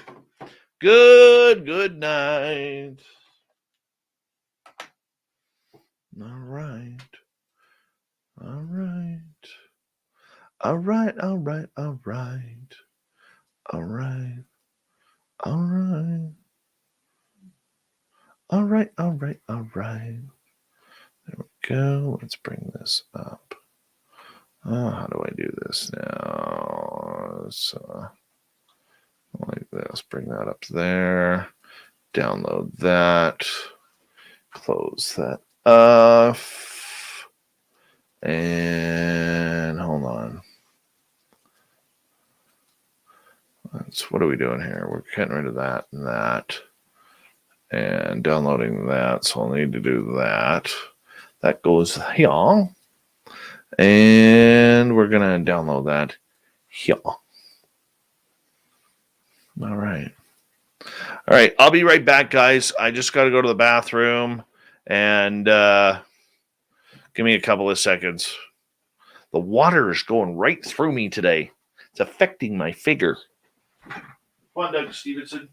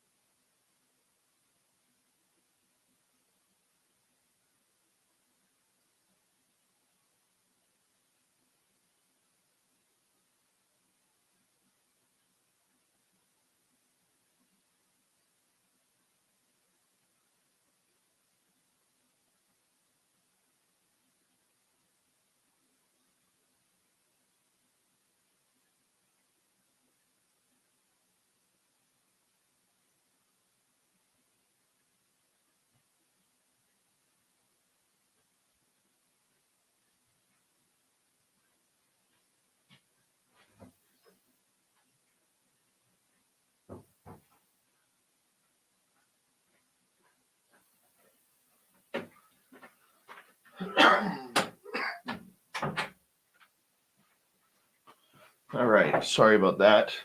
I had to go put Doug Stevenson to bed too. So just bear with me here. And let's hang out here. Apply that.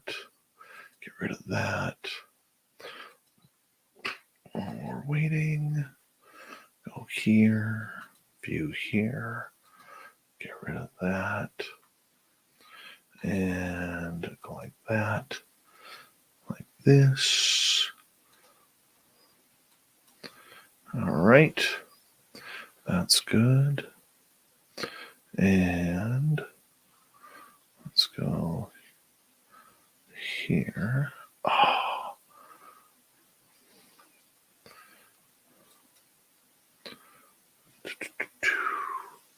Perfect. We're almost there, guys.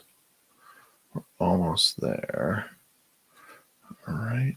Go here. Where am I? What if we do that?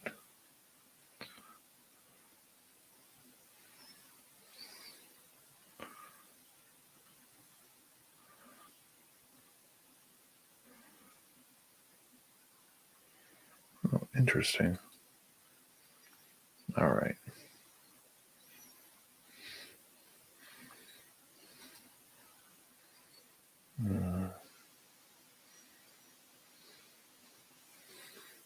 Sorry, I have an itchy ear.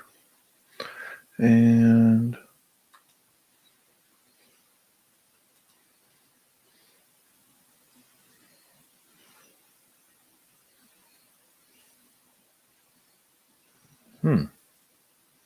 all right, we're not going to worry about that tonight. Not going to worry about that tonight. Let's close that off. Let's get the commercials in here. Put there and there. All right, I'm ready to hang out with you guys. If you guys have any questions whatsoever, feel free to ask away, and I will answer them.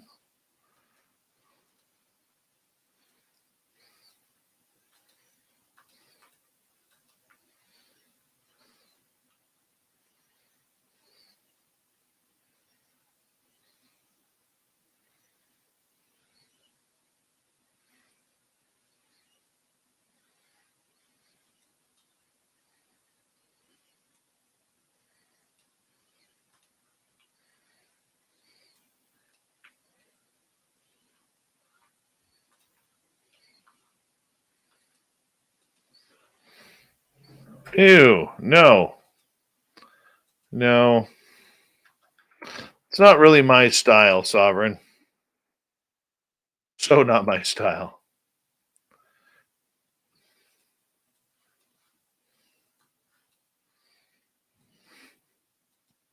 That is funny, though. Hey, look who it is. Waking up early is gorgeous Kara McIver. She's definitely on a early morning pee break right now. So speaking of all the rainbow pee that Bomber is trying to sell from unicorns, it works. Look at that. Look at that. It's right there. Copy.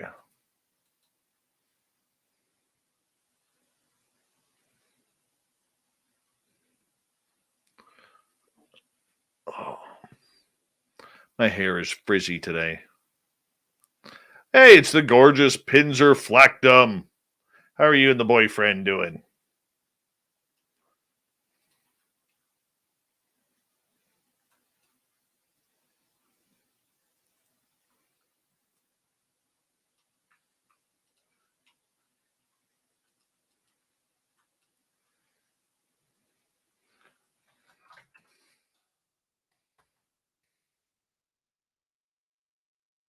Okay, enough of the pee talk, guys.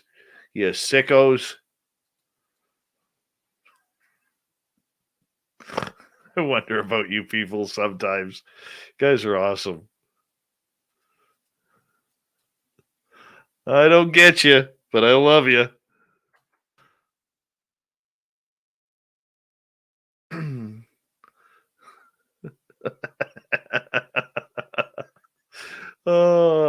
Bombshell Bomber, I miss you. Hey, I need you to get a hold of me because I still owe you a t-shirt. I still owe you a t-shirt, dear. So get a hold of me privately. Not on MeWe. I'm never on MeWe. The only time I'm on MeWe is to send Duke the link. Have I ever tried tea tree oil shampoo? Yes, I have. I forget what I got right now. But I like the minty tingly stuff that goes in your hair. I really like that. That makes me feel good. Makes me feel all giddy. It's true.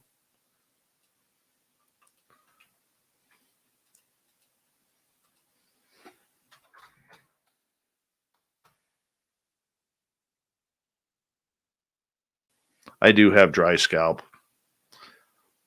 Not as much anymore, but it was funny. When my hair was shorter, I totally used to get dry scalp all the time.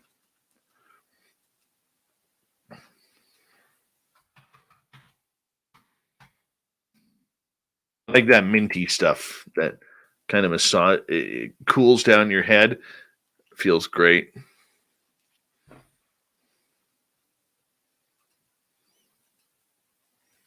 I call it tingly stuff. I don't know what it's called. I don't know if it's peppermint or whatever, but just tingly stuff.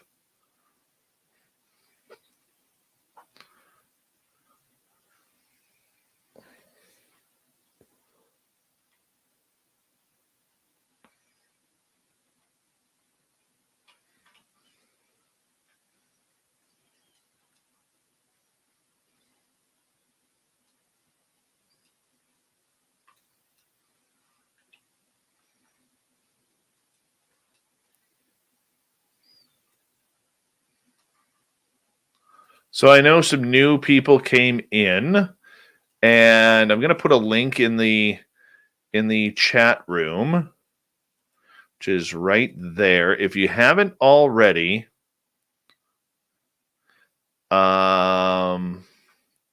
we'd really appreciate it. Merle and I have started our own YouTube channel,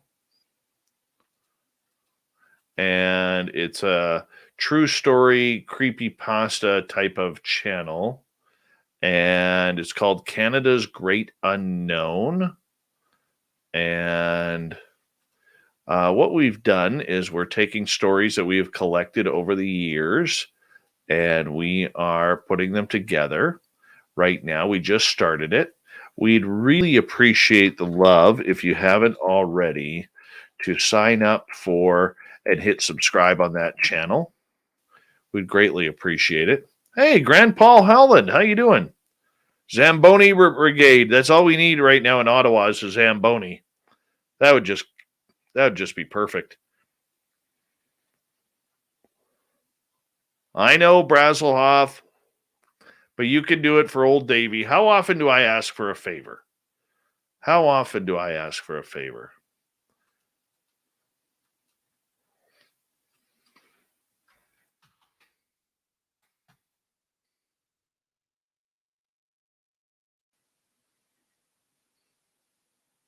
Thank you, Grandpa Holland.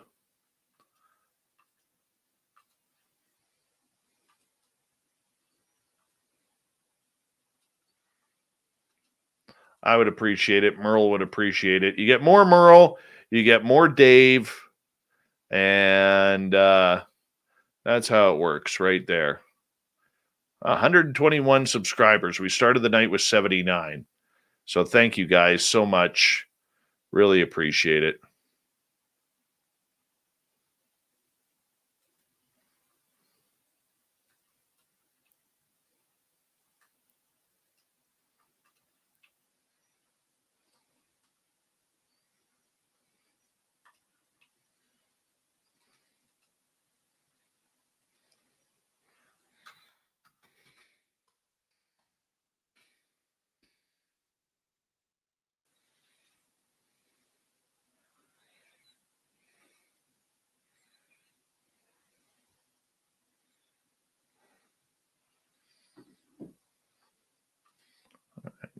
2 seconds. What are we at now? 122. Thanks, guys. I appreciate it. Once we get it going, you guys are going to enjoy it. It's going to take a month or so for us to get a bunch of different stories up there. But our plan is on populating them every couple of days with new stories that we're getting. And we're actually starting to get some emails and everything coming in. So it'll, I promise you, it'll be really, really cool. Really cool. Philo Fire, how you doing, man?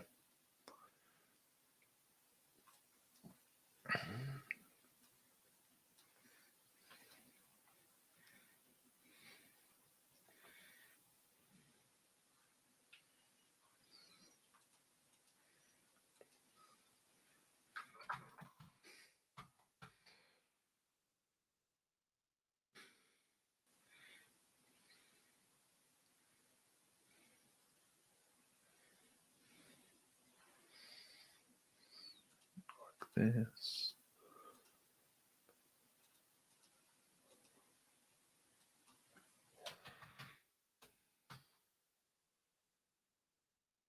Wallet Moth, how you doing? Been a while. Skip to Malou. Hold on. Malou says, I have one, Dave. You said you have an ATV. Do you move your lawn? Suing it also? No. I'm thinking about saving up for an ATV and accessories. Don't get an ATV. Get a side-by-side. That's what I have. I used to have an ATV, and now I have a side-by-side, and I would never, ever go back to an ATV, ever. I feel so much safer in the side-by-side. And they're much more fun, much more durable, can pretty much get into the same spots. And I'm much more of a fan of side-by-sides than ATVs.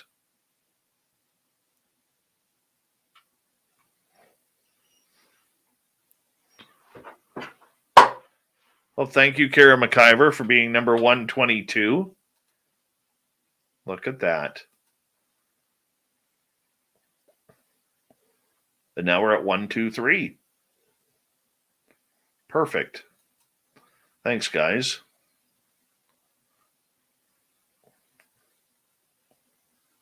Yeah. I love my side-by-side. It's fantastic. I got to get new tires for it this year, though. And it needs a major tune-up, but that's okay. We'll get it done. Nice way to check for Sasquatch tracks. Gets you where you need to go.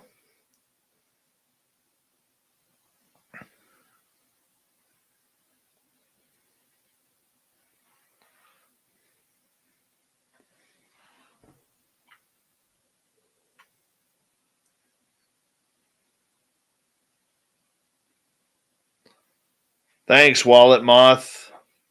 Appreciate you.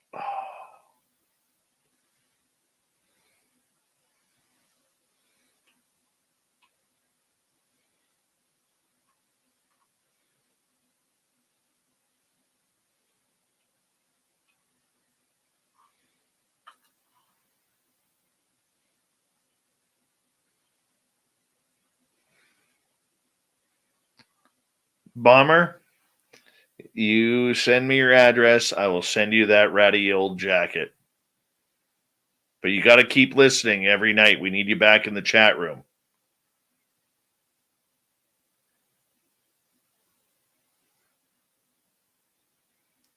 My side-by-side Duke is going to get a big-time workout. as soon as the snow melts. And yes, Pinzer Flactum, I do have a riding lawnmower. Yes, I do. I may get a new one.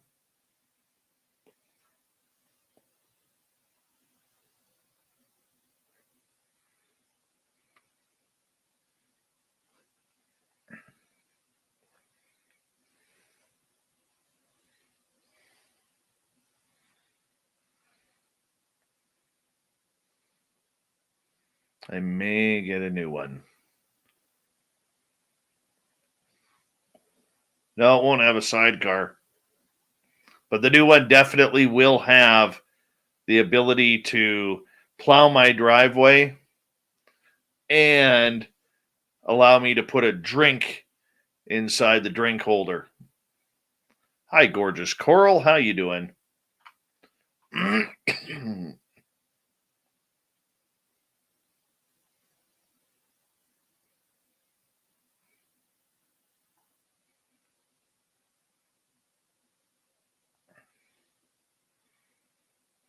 Grant Roger, how's it going, buddy?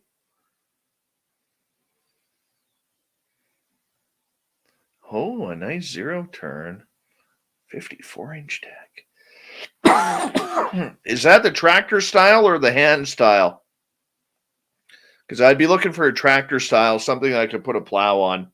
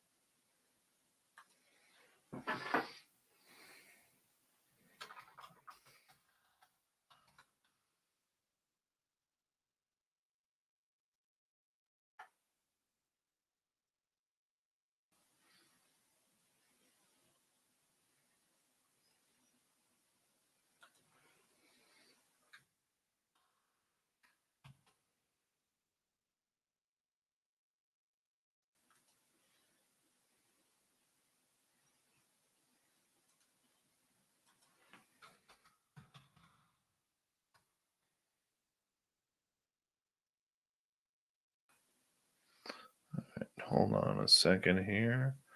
Let me get these off into the file and then bring out the second ones.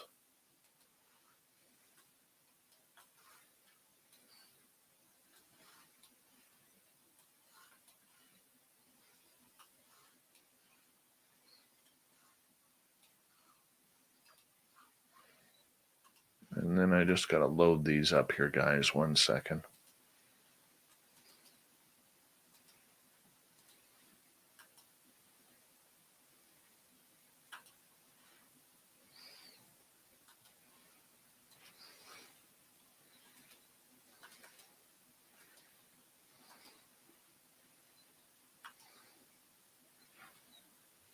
There we go.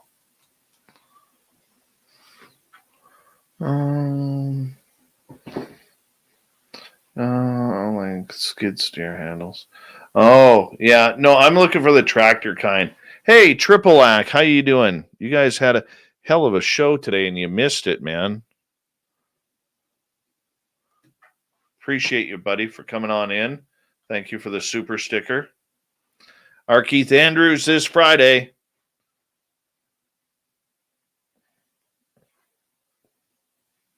That's right. It's going to be a good one.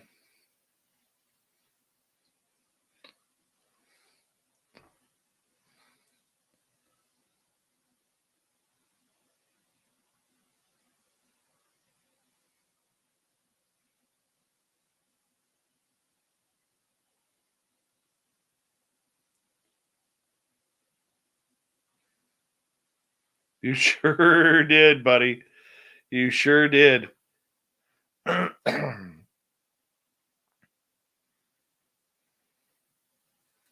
Once again, if you're just joining us and you haven't already, I'm asking a favor from you guys. All right. is Merle and I have a brand new Canadian creepypasta YouTube channel, all Canadian stories. And excuse me. We'd love for you guys to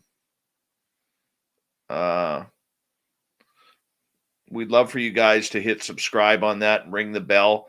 We're just building it, so give us a little bit here, putting some real cool stories that we've collected over the years and writing them out and putting them on there. I'm voicing everything over. We got some other voices coming in as well to read the stories, and it's going to be awesome, guys. So if you don't mind, I put the link in there. Where did I put it? Yeah, right there. You can find it. You can't grab it off the screen, honestly, but just scroll up a little bit in the chat room. It's right there. We'd greatly appreciate the love and support for Canada's Great Unknown. And thank you so much for that. I know, shameful plugs.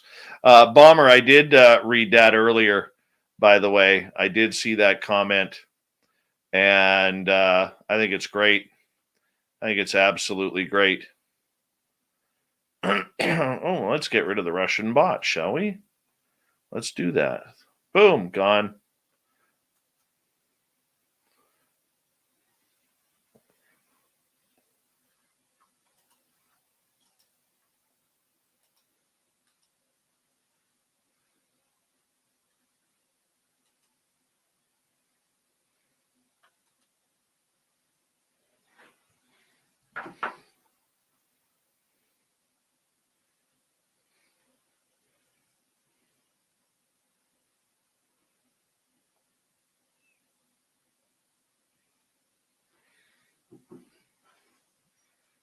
Merle's working on it right now. Thanks, Jeffrey. Hey, Jeffrey, are we going to see you in Vegas? The link, Guillermo, is right here. I'll grab it for you. There you go.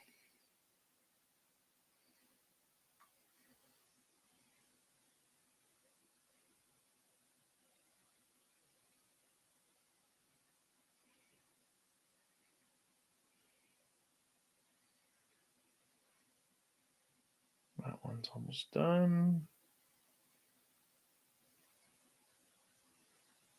Thank you, Guillermo. Appreciate that. My old lawnmower or my side-by-side? Because you can't have my side-by-side. I love my side-by-side. My lawnmower I would sell, though.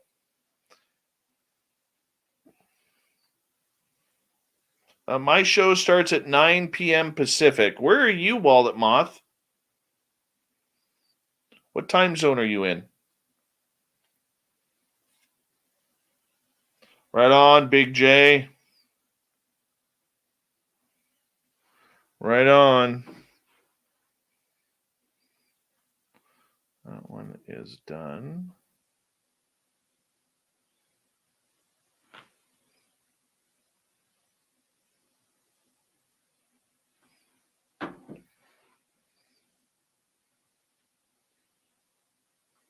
I'm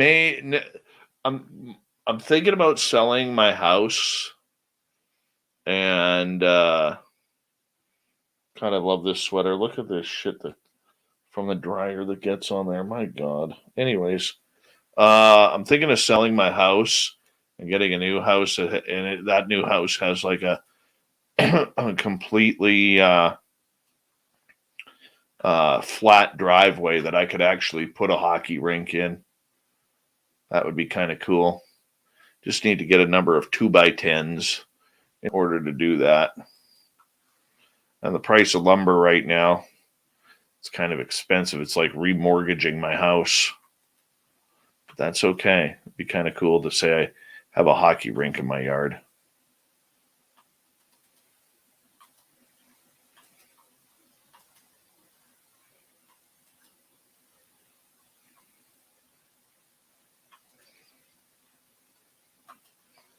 Who's on tomorrow night? Let me find out for you. Tomorrow night on the show, Tommy Hawksblood joins us. This is going to be a good show. We're going to talk UFOs, aliens, and spiritual truth and teachings. I'm looking forward to this one. I'm pretty sure we're going to have some wisdom tomorrow night.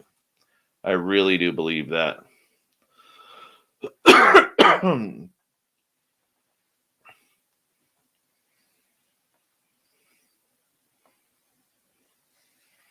Hey, Grant Roger, you know the extremely haunted Likely Hotel is, or Likely Lodge is for sale.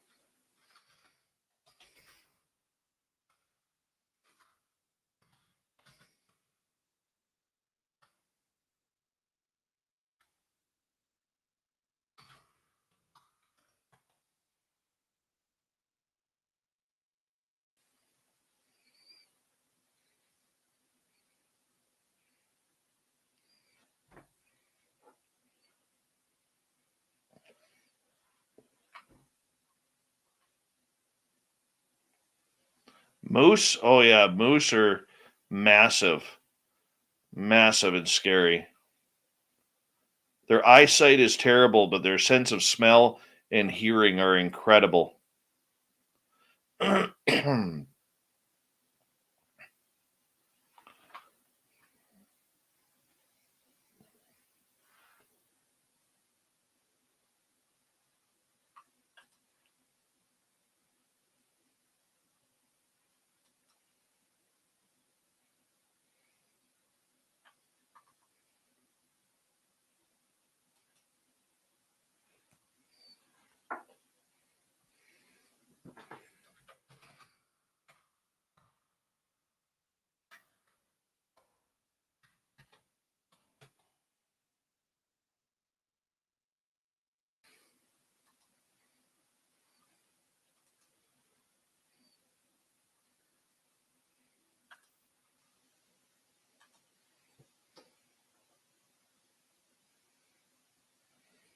If I could tell you right now, if that place was Grant, if that place was closer to where I am, I'd probably put in an offer on it.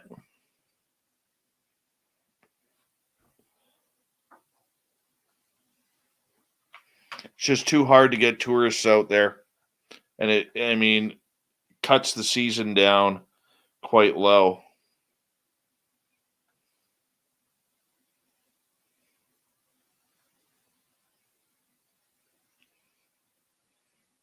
Damn rights, Fap. Damn rights.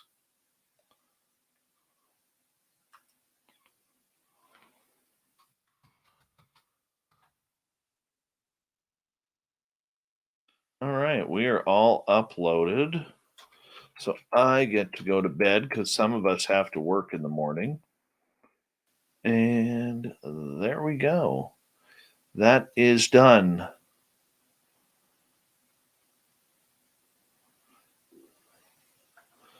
Number 130. Thank you, Bomber. Don't forget to give a like and a comment. Tell me what you think of the stories. We're going to get another one up soon. The next one will be up. A set of 3 stories will be up on Sasquatch here probably tomorrow or the next day. And it'll be awesome. Yes, those are true stories. All 3 of them. We're trying to keep Canada's Great Unknown as real as possible. So the goal behind it is if you're Canadian and or wherever you're from and you've had an experience in Canada while visiting, that's the stories we want.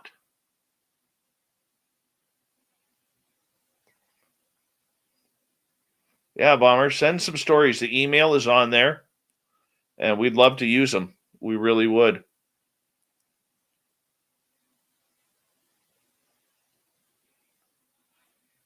All right. I want to say a big thank you tonight to Triple Ack, Obi, Larry, Smithy, ×3, Tim, Lone Wanderer, and Lured In, ×2, for the amazing super chats. And it may be. I just changed the name. You're not supposed to recognize that, though. Shh. Shh.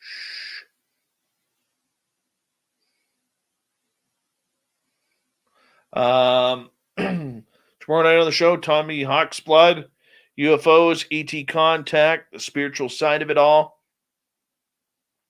Make sure you check it on out. We'd appreciate it. Don't forget, I will be, along with Lynn Wallington, in San Francisco on March 25th to 27th for UFO Con. Excuse me, 2022. And it's a great event that I'm looking forward to getting down there and finally meeting Lynn on a face-to-face level.